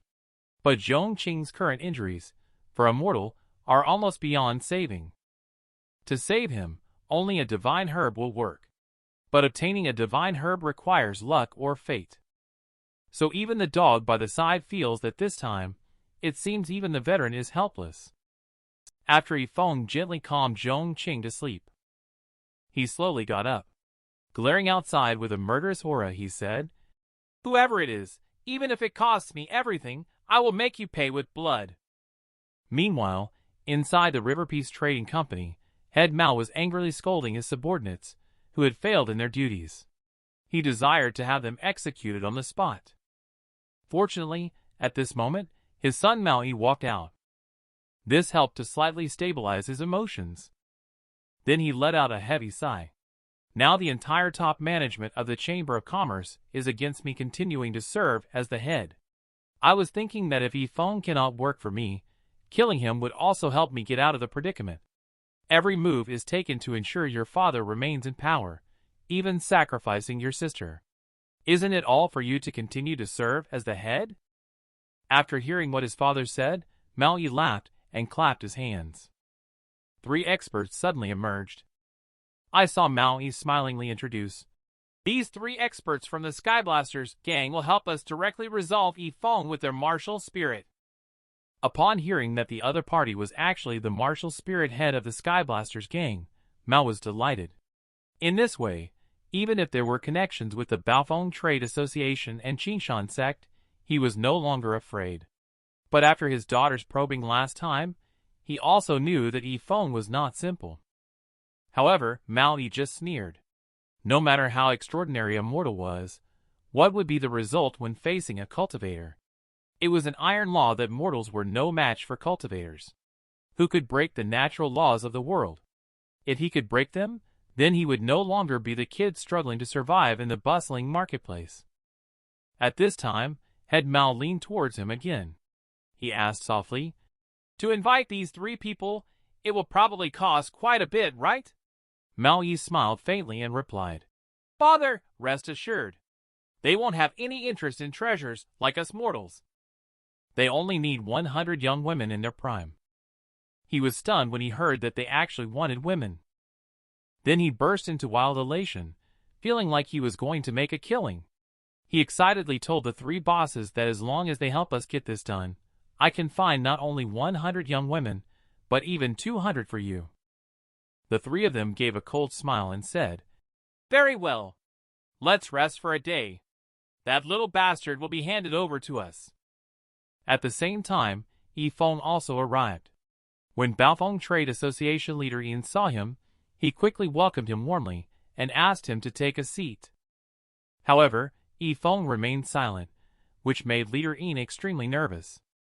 He thought to himself, could it be that I did something wrong, or perhaps the guild unintentionally touched Master Yi's sore spot?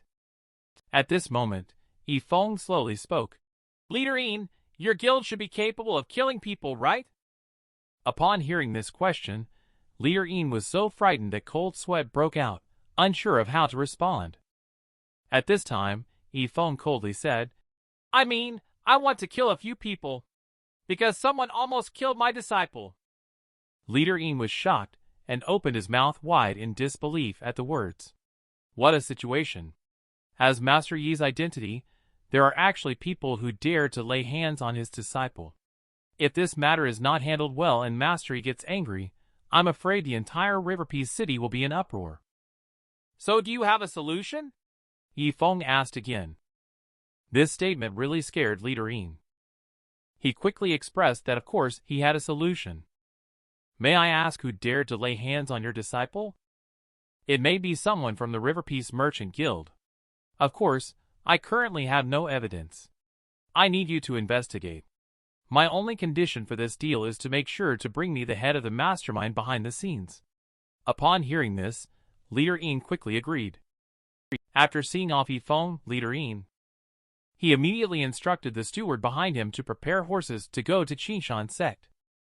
He hurried to Qingshan Sect on horseback and told Lu Qingshan about the matter. Lu Qingshan, upon learning about this matter, was instantly furious. This is unacceptable. The beloved disciple almost lost his life. Master Yi must be in pain. Hurry back to the city and spare no effort to find out the truth for the master, regardless of the cost. I will take care of everything at Qingshan Sect. At his command, the largest merchant association in the city closed its doors and ceased business. The immortal Cultivation Sect spared no effort for him. Lu Qingshan arrived at the main hall. He announced this to all the disciples.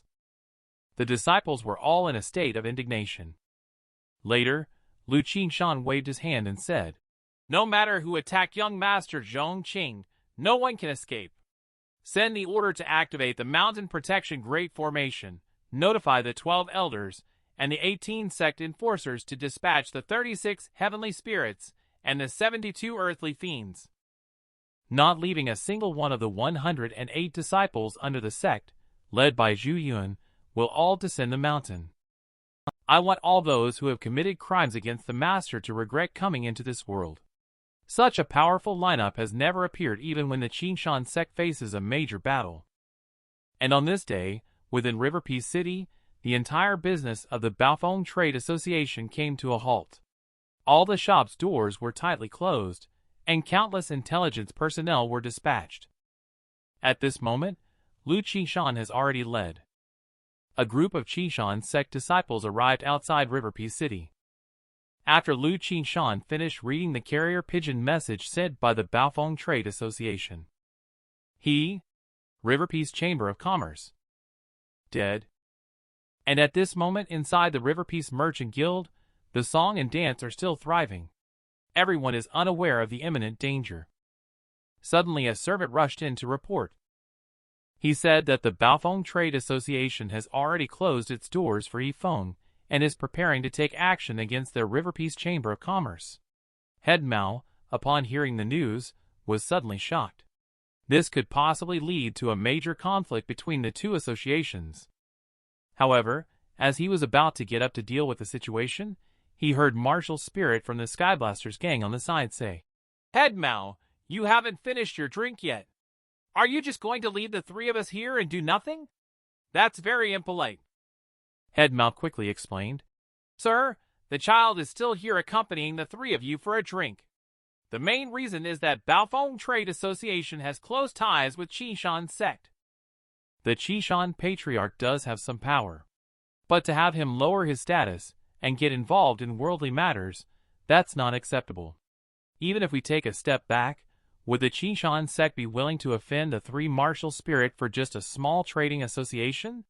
You can rest assured." Head Mao also felt relieved hearing that even the strong martial spirits say so. He hurried to flatter, saying, "Indeed. Then we will rely on the three great individuals." Later, the crowd resumed playing music and dancing. But little did they know that danger was already looming at this moment.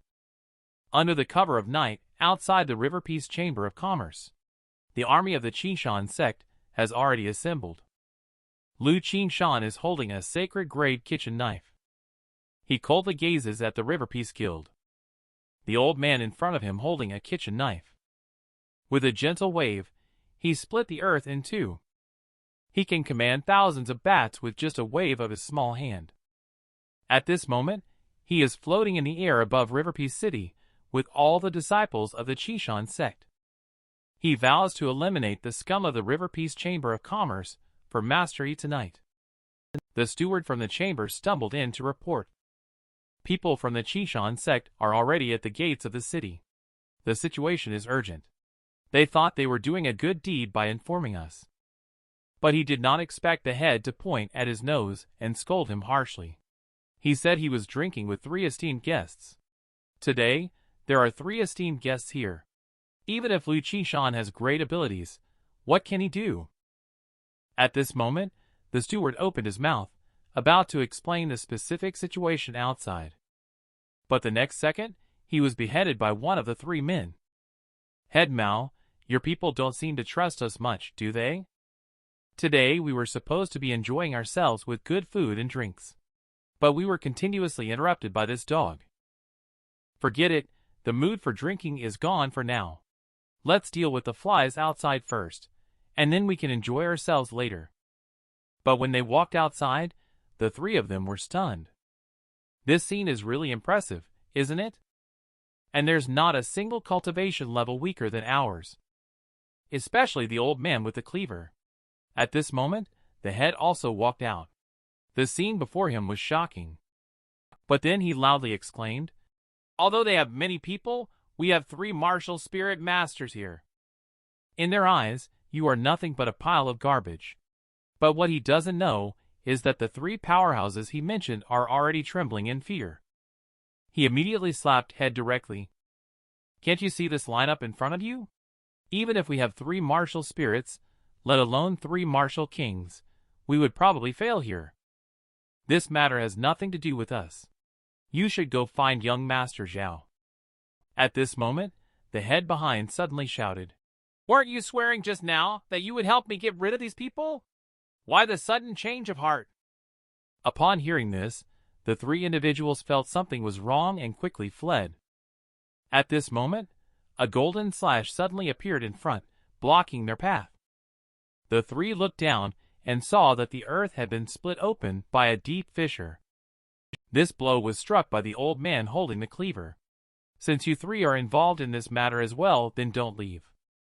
It seems like they can't leave. One of them made a threat. "We did get involved, but so what? We are members of the South Sand Skyblasters gang. You have to understand one thing. When my Skyblasters gang was at its peak, the Qingshan Sect was nothing compared to us." The old man stroked his chin and said, "What you all said makes sense. Even if we kill you today, the Skyblasters gang behind you will surely seek revenge." After that, he raised his hand and shouted, "Brothers, listen to my command. Leave behind 18 sect enforcers to guard here. The rest of the troops will be led by Zhu Yun to quickly set off. I want the Skyblasters gang wiped out within a day." The old man's actions directly shocked the 3 people. "You dared to destroy our Skyblasters gang for a small matter involving a mortal. You are really bold," Lu Qingshan said fiercely with red eyes. "There's nothing I won't dare to do. If I offend Master Yi, even if it means taking down the flourishing Skyblasters gang, I will do it." After saying that, he ordered his men to tie them up. The head on the side was also dumbfounded. Were the 3 experts at the martial spirit level really captured like this? At this moment, Lu Qingshan shifted his gaze to the father and son of the head. The 2 of them were instantly scared and knelt down on the ground. "Are you the mastermind behind harming Master Yi's disciple?" Son quickly denied. "This has nothing to do with me. It was all done by my father." Head Mao never imagined it until he died. His own son actually betrayed him. Since it's like this, then let everyone be responsible for their own actions. But before I die, I want to make things clear. Who exactly is Yi Feng? He actually made you personally take action. You even spared no effort to order the entire sect to come out and drive me to my death. Lu Qingshan said, "If it weren't for Mr. Yi Feng, my Qingshan Sect would have disappeared from this world long ago.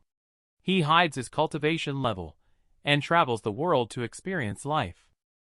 You, a piece of trash, almost harmed his disciple. Mr. Yi Feng gave you multiple opportunities. If you had just seized even a tiny bit of chance from him, you could have surpassed thousands of people. But not only did you not seize it, you also attempted to harm him. Do you think you deserve to die?" Head Mao regretted hearing these words, but it was too late. Lu Qingshan raised his hand, and the knife fell, directly letting him lead the pack. Immediately, he waved the kitchen knife, ready to take care of the 3 members of the Skyblasters gang. What he didn't expect was that at the last moment, those 3 people inexplicably disappeared into thin air. As they left, they couldn't resist taunting him. "Just based on you, you think you can kill us? If you're capable, then come follow us. We'll be waiting for you at the Skyblasters gang." At this moment, Luo Lanchua spoke up. These three individuals don't seem to be cultivating the evil arts of the Skyblasters gang. I'm afraid there might be a deception involved here. I have a clear understanding. But I have already ordered Zhu Yun and the others to go to Skyblasters gang just now. They may have arrived by now. How can I not go? After saying that, he flew towards the direction of Skyblasters gang with 18 sect enforcers. This man hid his identity for a full decade. He finally reached the martial emperor stage. His ultimate move is to etherealize his body, becoming immune to physical attacks. But despite considering himself invincible, he was unexpectedly unmasked by a kitchen cleaver.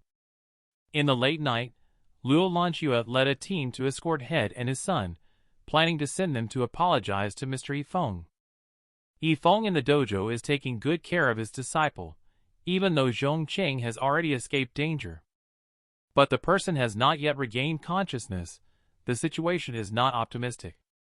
At this time, a voice was heard outside the house. Baofeng Trade Association has fulfilled its mission. It has been confirmed that the mastermind behind the injury to your beloved disciple is the father and son of the Mao family. They have been brought here for you to decide their fate. Upon seeing this, I finally realized that Lu Qingshan did not actually kill Head Mao at that time. Upon hearing this, Yi Feng slowly opened the door. His icy gaze seemed to resemble that of the Grim Reaper. At this moment, Head spoke loudly. Everything was orchestrated by me, and has nothing to do with my son. I am willing to take full responsibility alone. The filial son on the side shouted. Yes, it was all him. It has nothing to do with me. He feared that the benefits you bring to the Baofeng Chamber of Commerce would threaten his position as the head of his chamber. So he set a trap to deceive you into coming to our River Peace Chamber of Commerce and then kill you. But he didn't expect that it was your disciple who came instead. Upon hearing this, the girl on the side prepared to beat up the two, but was stopped by Yi Feng. Mao Lin, your blood is dirty like mud, your life is worthless. The crime of hurting my young disciple, you cannot afford to repay. Today, I will repay you with the same method you used against him. He then pulled out a knife from his pocket and stabbed towards Head's son. Head twisted his body to try his best to block the knife for his son. He begged with tears streaming down his face. Our conflict has nothing to do with him.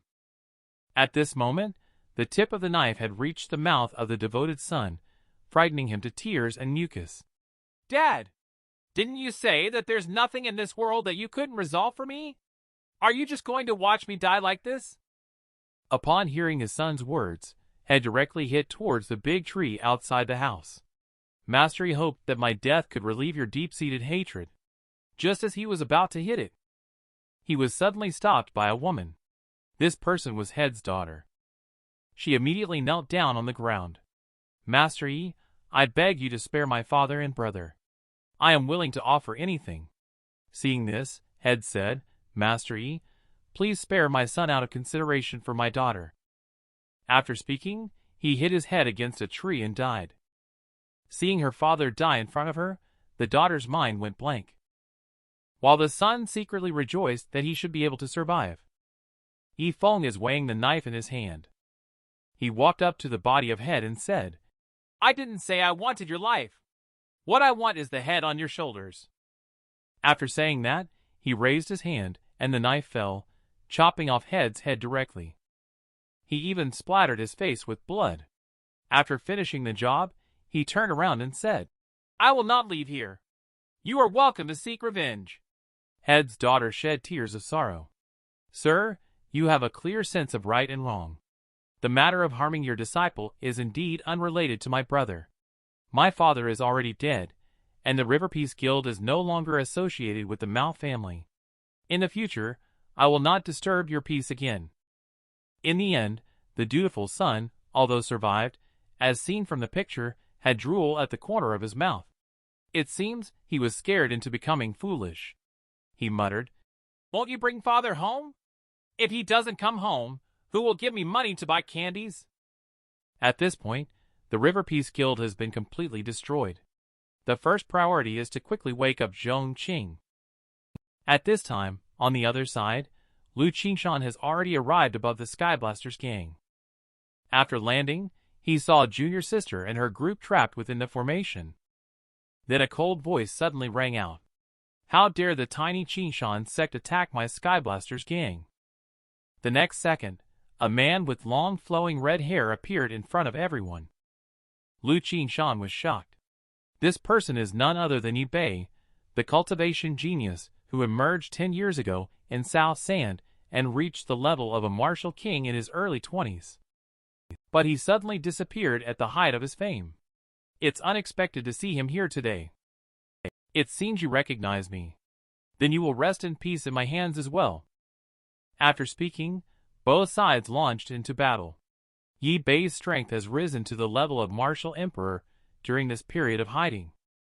Due to the vast difference in strength, Qingshan was completely defenseless in the face of the attack and had no ability to fight back. His moves are as elusive as a ghost, constantly shifting and unpredictable.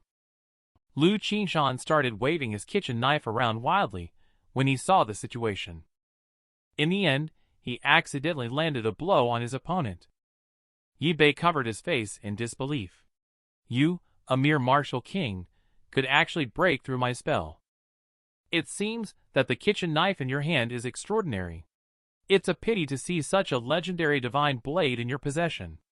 Why not hand it over to me? And then he defeated him with just one move, knocking him to the ground.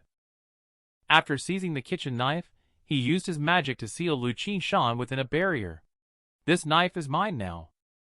Qingshan shouted. This knife was given to me by a master. How dare you take it away? You will anger the master, and your Skyblaster's gang will cease to exist. One after another, you keep mentioning this master. I will investigate what kind of master you are referring to. He used magic to extract Qingshan's memories. It seems you didn't lie to me. There really is such a person. But he seems foolish and silly, doesn't seem that great. However, since he can forge such a good knife, he must have other treasures as well. I will go over and snatch all of his celestial weapons. With these celestial weapons, my Skyblaster's gang will surely rise again. As for you useless people, you can perish here on your own. After saying that, he leaped towards the direction of the Yi Feng dojo. The dog is just leisurely napping at home. But unexpectedly, a man suddenly arrived to challenge the scene. The awakened dog noticed that the visitor was a strong expert of martial emperor level. After Yi Feng arrived at Yi Feng's dojo, he read the memories in the murals, and found that there was no spiritual qi at all. It's just a few pieces of waste paper. Except for that heaven-shaking stone placed in an interesting way, he didn't see any mystery about this dojo. Qingshan, that old useless person, was self-indulgent. He imagined how powerful this person could be. I think it's probably just a paper tiger. However, the weapons in this courtyard are quite good. Just right for someone like me, a strong warrior. Thinking of this, he directly initiated a challenge and rang the gong in the dojo. Upon hearing the news, Yi Feng hurried over carrying a basket of vegetables. Yi Feng took a few glances and came to a conclusion. This kid is just an ordinary mortal without a hint of cultivation level. He then continued, Hello, cutie, I'm here to challenge you. You may not understand such professional terms. Simply put, challenging means a matter of life and death. The loser must yield the dojo. Yi Feng sighed impatiently. Just leave. Your level is too low. I don't want to compete with you. Yi Feng was infuriated by these words, and his temples bulged. The primordial power within him erupted instantly. I see you are seeking death, kid. I must beat you up today. Yi Feng helplessly covered his face. He thought that his lunch would be delayed again today. Came here all day, these cats and dogs. In order to have lunch sooner, I'll play with you. Yi Feng was born a genius. I reached the martial emperor stage at the age of 30. Do not call me a dragon among men, for I am also a peerless talent. You, this trash mortal, dare to look down on me like this. Thinking this, he concentrated his power in the palm of his hand and rushed forward. only to see Yi Feng easily dodge with a flash of his body. All these fancy decorations are meaningless. The essence of martial Tao is encapsulated in 3 words. And those are fast, accurate, ruthless. Yi Feng glanced at the leaf on the ground. He is full of loopholes and vulnerable. The leaf lying on the ground still refused to give in. Killing move dual soul ascension. After activating the killing move, he once again launched an attack against Yi Feng. As a result, this time, he was directly slapped in the face by Yi Feng. Yi Feng said expressionlessly, "You with your lousy skills can't even beat old Mr. Wang who sells cattle next door to me. Who gave you the guts to challenge me here and run the world? Was it Beyonce?" Yi Bei lying on the ground is already furious. He took advantage of Yi Feng's carelessness and directly aimed a celestial soul jewel at his face. This time, he actually hit him. At this moment, he thought to himself, "You're done for after eating my celestial soul jewel." But the next second, he was slapped in the face. Yi Feng stood up straight away. "You're so mean, hitting me right in the face. You even dared to attack directly, trying to kill someone with just a broken soul jewel. Are you out of your damn mind?" The celestial soul jewel is an order-grade treasure. It rarely appears in the world. Its appearance signifies the capture of souls. You actually called it a broken soul jewel. Is it not a broken soul jewel, but a good soul jewel? This thing is called a glass bead in my hometown. At this moment, Yi Bei realized completely that the person in front of him was indeed, as the old man Qingshan had said, a truly unparalleled master. He was like an immovable iron wall, just like a piece of solid steel. With this in mind, he stamped his foot hard, planning to grab the bucket and run away. But Yi Feng's dojo is not a place you can come and go as you please. Yi Feng's kick almost sent him flying to the northwest. I believe in a principle. In this world, one should be kind to others. However, this does not include enemies. Because being kind to enemies is being cruel to oneself. Although you are incompetent, I can't let you go just because of that. After all, you have provoked me. I indeed dare not kill a chicken, but I am very capable of killing a person." This directly made Yi Bei cry in pain. "Veteran, I was wrong. In consideration that I am also a life form, can you please show mercy and forgive me? Are you asking me to let you go? No way. I haven't had enough of a fight yet." Just as his words fell, he heard a voice that seemed to be coming from behind him, like Zhongqing. Yi Bei took advantage of the moment when Yi Feng turned around to crawl forward desperately. The old man smoking a pipe was originally a strong practitioner at the level of martial king. The cleaver he held in his hand was an extraordinary existence similar to a sacred grade item. With a gentle stroke, he could easily split the earth in half.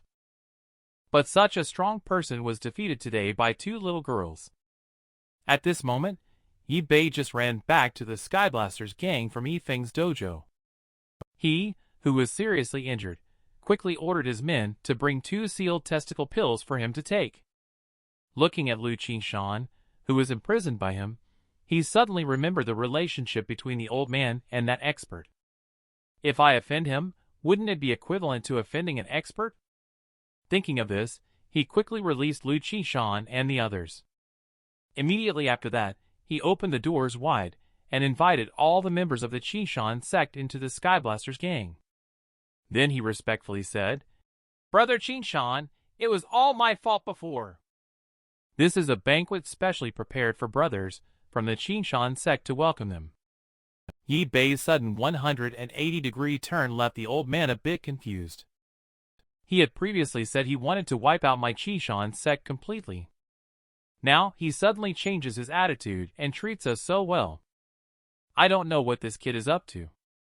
But in order to ensure the survival of the brothers of the Qingshan Sect, Lu Qingshan had to play along with his plans. But what he did next shocked the old man even more. Yi Bei ordered the 3 muggles to be tied up and brought over. "Brother Qingshan, these 3 heads should have been handed to you long ago. Please don't be offended, brother." After speaking, He directly beheaded the 3 people in front of everyone. Seeing this scene, Qingshan was completely stunned. This kid wouldn't be serious, would he? Since the situation has arisen, one must face it calmly, and see what other tricks he has up his sleeve.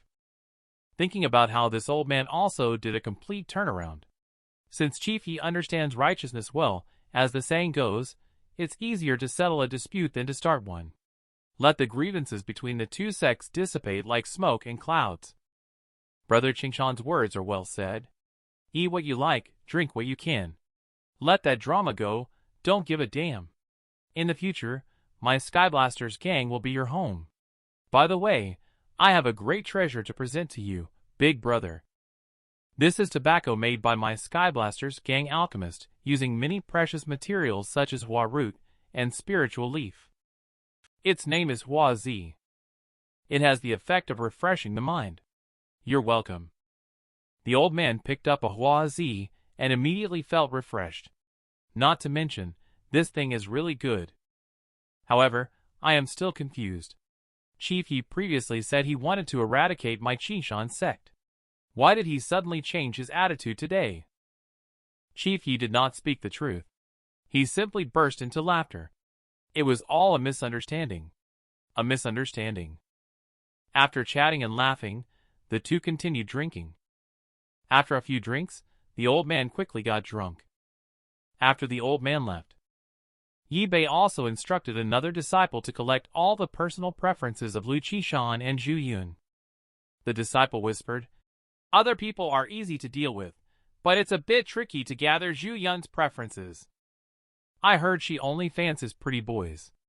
Our Skyblasters gang are all tough-looking men. Where can we find pretty boys? What's so difficult about that? I still have a younger brother who is underage. This kid is innocent and naive. He must be her type. To ensure the safety of my Skyblasters gang, I have to sacrifice him." The scene shifted to Lu Qingshan's side. In the world of martial Dao cultivation, it has always been a struggle for survival and rare to obtain a celestial weapon. It was reasonable for him to forcefully seize and occupy it before. Now, not only has his attitude changed, but he also returned the treasured sword that Master Yi gave me. Thinking of Master Yi, he suddenly became enlightened. I understand now. Yi Bei must have gone to Master Yi's place, then been beaten half to death and run back. Now he wants to save his life, so he is trying his best to please me. Hi there. Why did I just think of it now? I'm so silly. If I had known earlier, I would have asked for more Hua Zi. Laughing at the ridiculous situation, he suddenly became terrified. Now that he has offended Master Yi, if my Qingshan Sect were to make friends with his Skyblasters gang at this moment, wouldn't my Qingshan Sect also be implicated? Thinking of this, he quickly opened the door, preparing to call his brothers to grab the buckets and run. But as soon as he opened the door, he was shocked. 2 Nekamimi girls, little Lolas, appeared in front of him, twisting their waists and striking poses. The next second, they approached Lu Qingshan. "We were sent by the leader to serve you." Lu Qingshan was directly driven crazy by these 2 cat girls. Who could resist this damn thing? Time quickly came to the morning. The old man pushed the 2 cat girls out and shouted, "It's not that I, Lu Qingshan, can't handle you 2, but I must consider the overall situation. I, Lu Qingshan, cannot compromise my upright and unyielding character." After speaking, he found Yi Bei and scolded him angrily. He didn't expect that the once talented young man would become so despicable. "You offended Master Yi on your own, and now want to drag me down with you. Let me tell you, my Qingshan Sect brothers are all righteous individuals, and will not be swayed by you." But he was immediately proven wrong after speaking. The Qingshan Sect's 13 sect enforcers each have a lady by their side. And Zhu Yun has already pinned a pretty boy to his chest. She walked up to Lu Qingshan and said, "Senior brother, why are you looking so gloomy? I have found true love. Aren't you happy? Not only me, but most of the disciples from our Qingshan Sect have also found their partners in the Skyblasters gang. From now on, the 2 sects will be closely united." Yi Bei patted the old man's shoulder and said, "Brother Qingshan, now that the brothers from both gangs are so close, why don't you just compromise?" After saying that, the two Nekamimi girls pounced again. This time, Lu Qingshan did not refuse. "The whole gang has already fallen. Why should an old man like me continue to support? It's better to give up altogether. I believe Master Yi will surely understand my difficulties. Today, I will seclude myself for a day. You two girls can serve as my sect enforcers in my house." A man who time-traveled to the immortal cultivation world unexpectedly treated girls to barbecue. And he successfully won the girl's heart by using Li Bai's poetry. His name is Yi Feng. Recently, a villain severely injured the disciple of his dojo. He is treating the injuries for the disciple. He went alone to the Great Canyon of River Peace City to find the spiritual herb, Sky Heart. On his way to the Great Canyon, he passed by a mansion in the picturesque countryside. At this moment, a purple-haired long-legged girl in the mansion was taking a nap on a stone couch.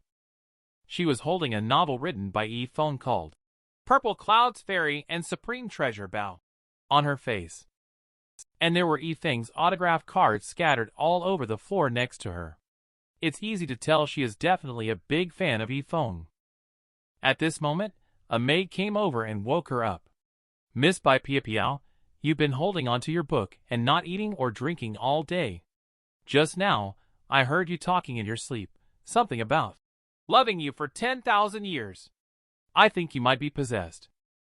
Bai Piao said while holding the book. "What kind of person can write such a wonderful story?"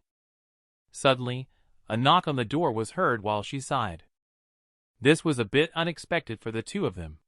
People don't usually come to such a secluded place like ours. The visitor outside the door turned out to be Yi Feng, who came up the mountain to collect herbs. After getting the young lady's permission, he stayed overnight. The maid opened the door. As soon as he entered the room, the girl in front of him caught Yi Feng's attention. He couldn't help but thought of a poem. The silent hills, now washed in rain anew. By dusk, the birds return through twilight hue. Still stands the court where silver curtains fall.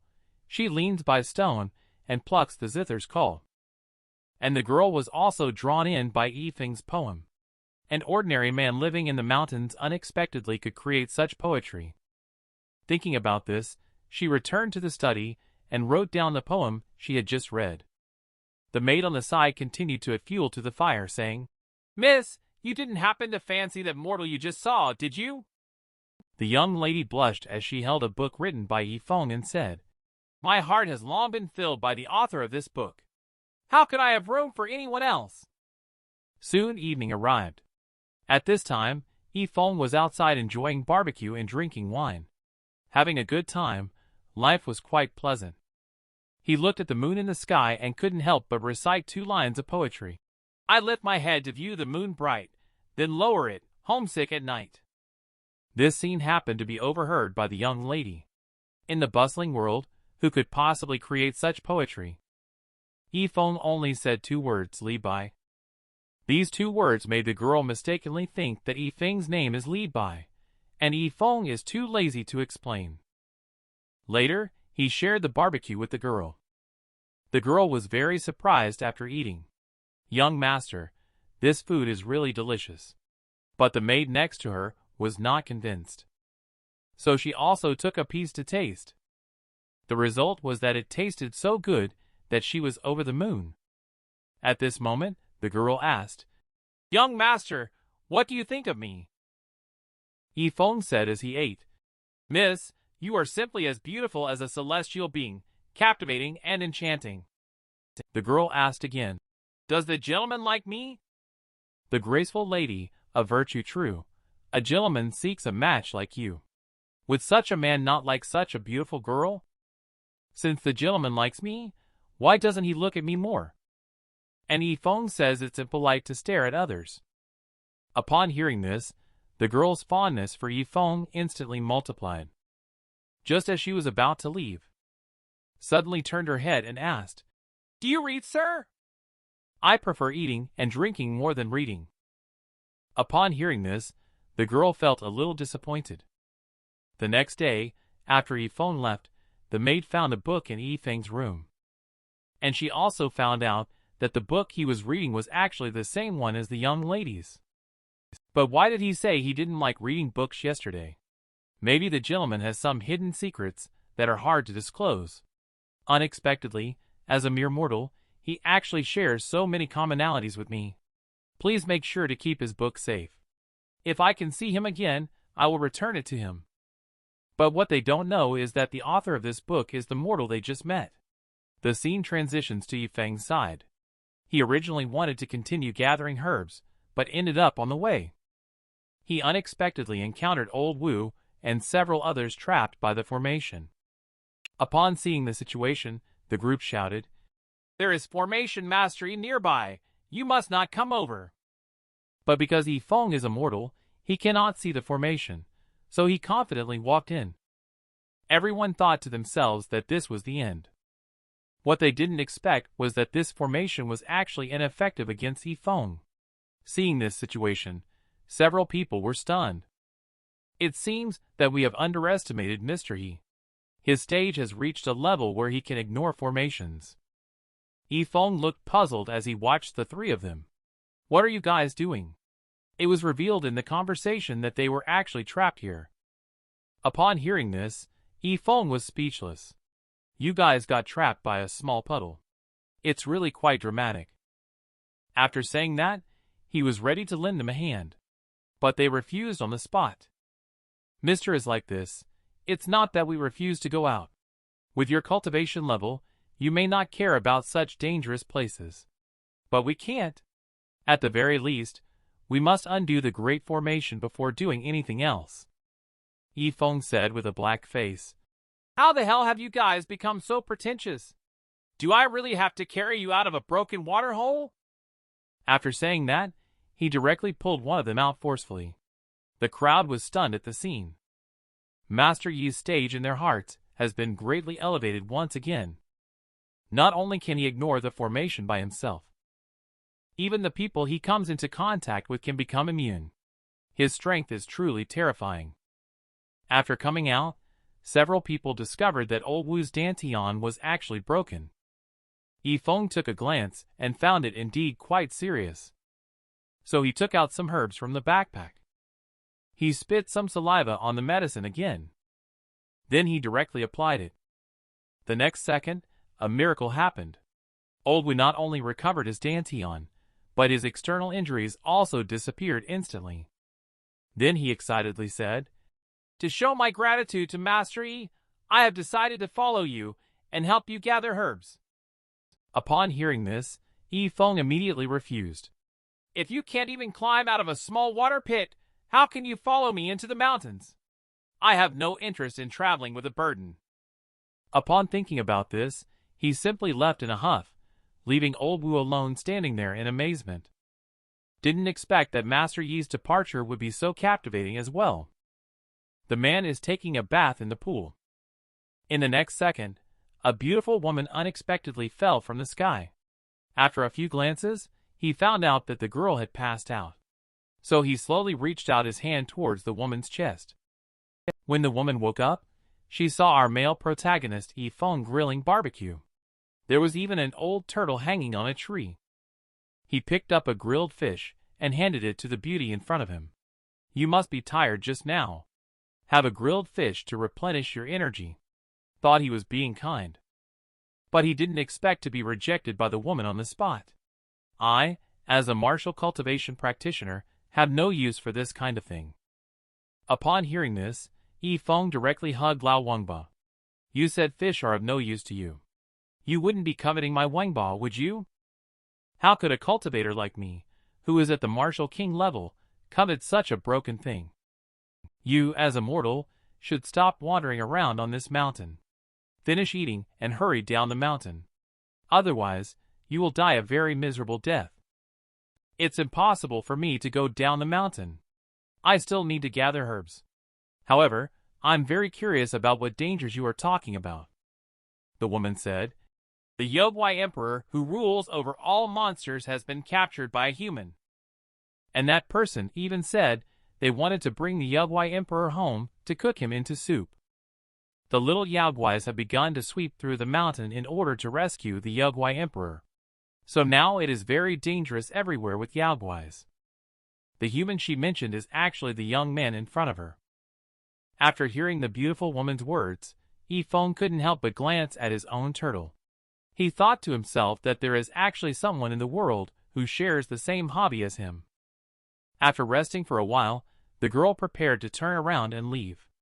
Before leaving, she didn't forget to continue persuading Yi Feng to leave this place.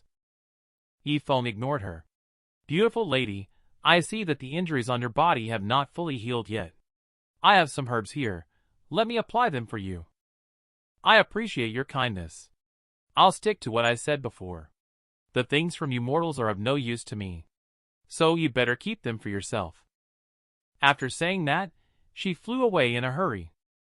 The scene changed and 3 days had passed. Yaogwai beast corpses littered the ground. And at this moment, the girl was already seriously injured. She found a tree hole and crawled inside. The nearby Yaogwai followed the scent to this place. However, in the end, they did not find her. She breathed a sigh of relief after the Yaogwai left. Then she fell into contemplation. Even someone as powerful as a martial king like myself couldn't escape. Presumably, that young man must have perished. But as soon as she finished speaking, she saw Yi Feng leisurely strolling down the street with a king python on his back. The girl was instantly shocked. Now, there are demons everywhere in the mountains. Even I, the martial king, have been beaten all over. And this mortal not only survived but also has no injuries with clean clothes. Are the demons in this mountain unable to lift a sword or blind? At this moment, sharp-eyed Yi Feng also noticed the girl in the tree hole. He enthusiastically greeted her. The girl looked at Yi Feng pitifully. "I can't believe a mortal like you is still alive." This remark really angered Yi Feng. This stinky woman must be either crazy or mentally ill. I have roamed around in the mountains for so many days, and have not seen any of the dangers she mentioned. But she is also reminding out of goodwill. She can also be considered a good person. He thought of this, and gave the mosquito-repellent pouch he made to the girl. Although the mortal items are of no use to me, he is, after all, a dying man. I'll just take it as a keepsake. Then the two of them went their separate ways again. The scene shifts to the side of the Yaogwai Legion. At this point, they had already discovered Yi Feng's whereabouts. So, Eagle King gathered all the little Yaogwai to prepare to ambush and take down Yi Feng. Soon, they arrived at Yi Feng's location, finding him preparing to launch a surprise attack while he was sleeping. Eagle King and Snake King used the art of doubling to instantly increase their size by several thousand times. Just as they were about to make a move, a scent wafted over. The next second, the two monsters were directly knocked out by the smell. Yi Feng, who woke up, was stunned to see the floor covered with animal corpses in an instant. "I didn't expect my medicine to be so powerful." Then, he immediately closed the lid of the medicine bottle. "My original intention in developing this medicine was to repel mosquitoes. I never expected that even large animals, like wild buffalo, couldn't withstand it. It's really regrettable. But these things shouldn't be wasted. Lately, I've been eating barbecue every day, and my mouth is full of sores. I'll make some snake soup later to clear the heat." At this moment, Yi Feng's actions were secretly observed by a centipede fiend. Subsequently, everything that will happen will be reported to the Leopard King and other demons. The person is in the northwest direction. Yaogwai Emperor is still in his hands. Go quickly to rescue him. I just joined forces with Eagle King and Snake King to battle that person. Although we were defeated, that person is already seriously injured. After saying that, it pretended to die.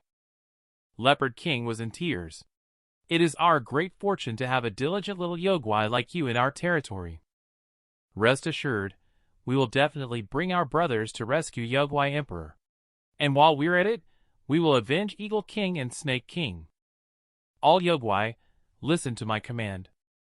He is now in a state of severe blood loss. Let's go all out and attack."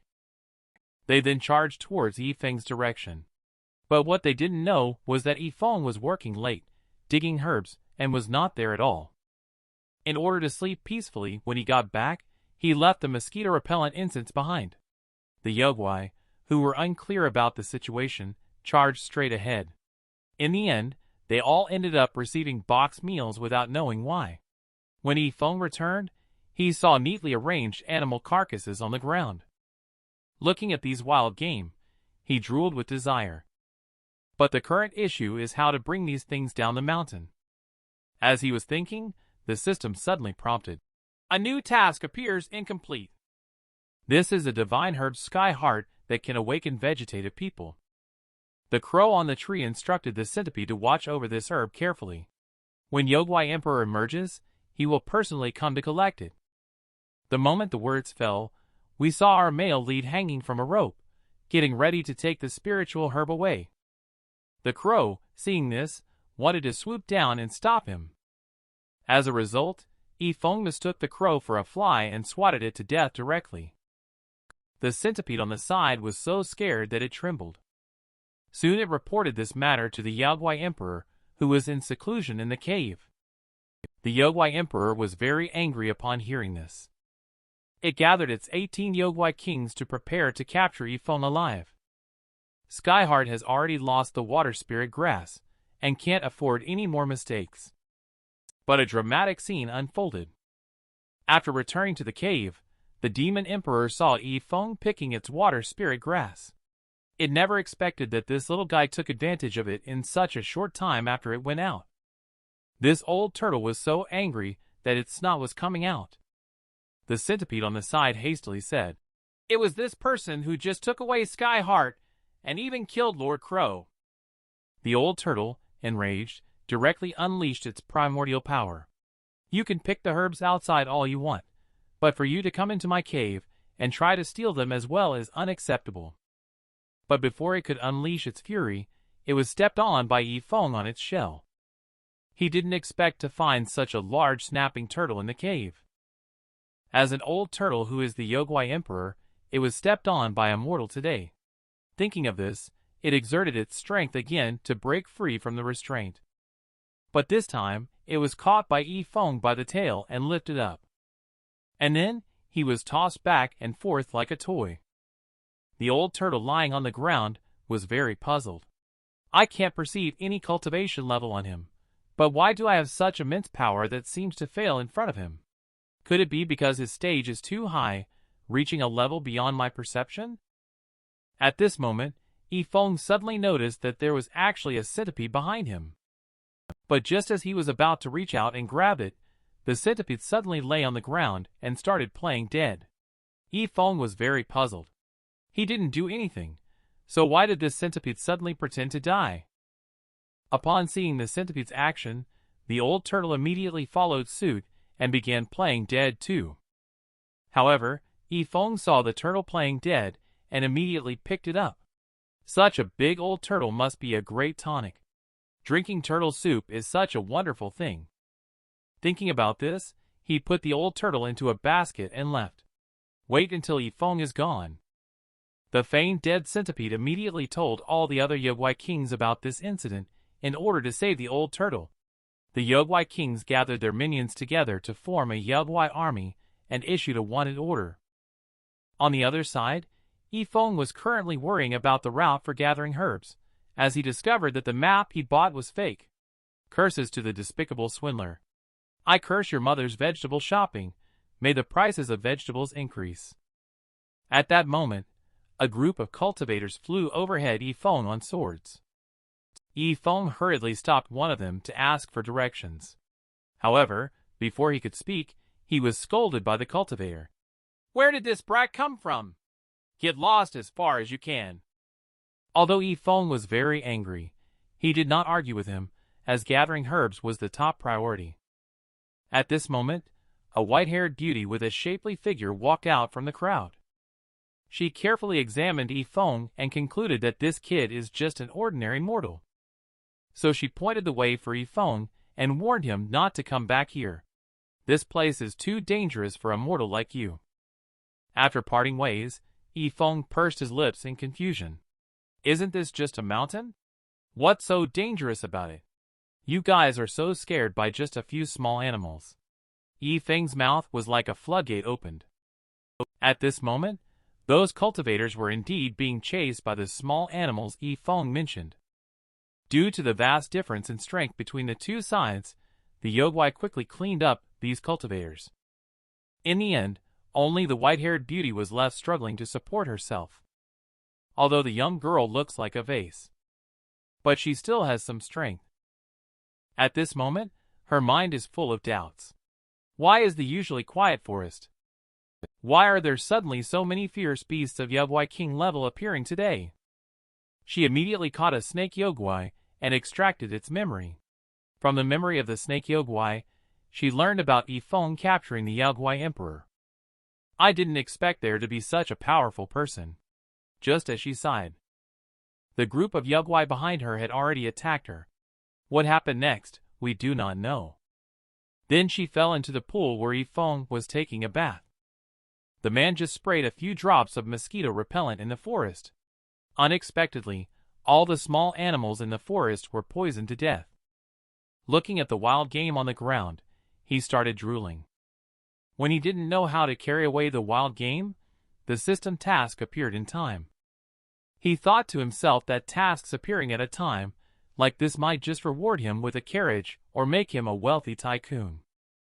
But he never expected that this time's task would actually be to practice cooking skills. I would rather not do this kind of crappy task. The system sees that Yi Feng is not satisfied with the task, so it decides to give Yi Feng a different one. Upon hearing this, Yi Feng's hope ignited once again. The system said with a lewd expression, "The upcoming task for you is to learn how to play the piano. Completing the task will reward you with a mount." Upon hearing about the task and reward, Yi Feng immediately exploded in anger and cursed at the system. What the hell is this immortal cultivation world? What use is learning to play the piano? Forget about this damn system. However, the system did not buy into his act. The system teleported away directly, leaving behind a harsh remark before leaving. If the task is not completed, you will be punished. I will take back your dojo. Upon hearing this, Yi Feng had no choice but to compromise. He then picked up the guitar and started playing. The sound happened to be heard by the two cultivators in the air. The old lady among the two is the aunt of the beautiful woman with white hair that we encountered before. And this gentleman is the leader of Jade Sword Sect. They were shocked when they heard Yi Feng's playing. The sound of the zither surprisingly contains a powerful Tao's essence. The person who can produce such music must be at least at the level of a martial lord. So the two went directly to Yi Feng. As soon as they met, the two of them immediately performed the highest etiquette of the immortal cultivation world by kneeling on one knee. Li Jiasen and Su Maju respectfully greeted Yi Feng, leaving him puzzled by the scene in front of him. Have you mistaken me for someone else? I am not a veteran, I am just a mortal. Upon hearing this, the two of them were also puzzled. This young man did indeed exude the aura of a mortal, but how could a mortal produce such a melodious sound from the zither? Just as the two of them were pondering this question, the old tortoise on the tree caught the attention of the two. The two recognized at a glance that this was the Yogwai Emperor with 1,000 years of cultivation on the mountain. This is the Yogwai Emperor who is equally powerful as me, Su Maju. And yet, it's getting hung up like this. The two suddenly realized. It seems that this person's strength is no longer as simple as a martial lord. The reason why we perceived him as a mortal is because his strength has reached a level that we cannot perceive. He is undoubtedly a master. Seeing the two staring intently at his soft-shelled turtle, Yi Feng quickly took it into his own hands protectively. Don't even think about it. I'm taking this soft-shelled turtle back to make soup to nourish my disciple's body. Upon hearing this, the two men instantly froze. The Millennium Yogwai Emperor was actually going to be made into soup. After the conversation, Yi Feng finally realized that they were not here to steal the tortoise. Instead, they had followed the sound of their own music. So Yi Feng made a decision. He wants to play a piece for the two of them again. At the moment when the sound of the qin, musical instrument, started, the two of them seemed to enter a trance-like state. Their eyes shone brightly, as if they were about to ascend to immortality or perish. The Tao's essence contained in the music directly led to a breakthrough for the two of them on the spot. By the end, the two of them were panting heavily, and even without their clothes. The two people who broke through were filled with gratitude towards Yi Feng, repeatedly bowing and thanking him. At this moment Yi Feng said, "You are really too polite. There's no need for words of gratitude. Besides, I also have a favor to ask.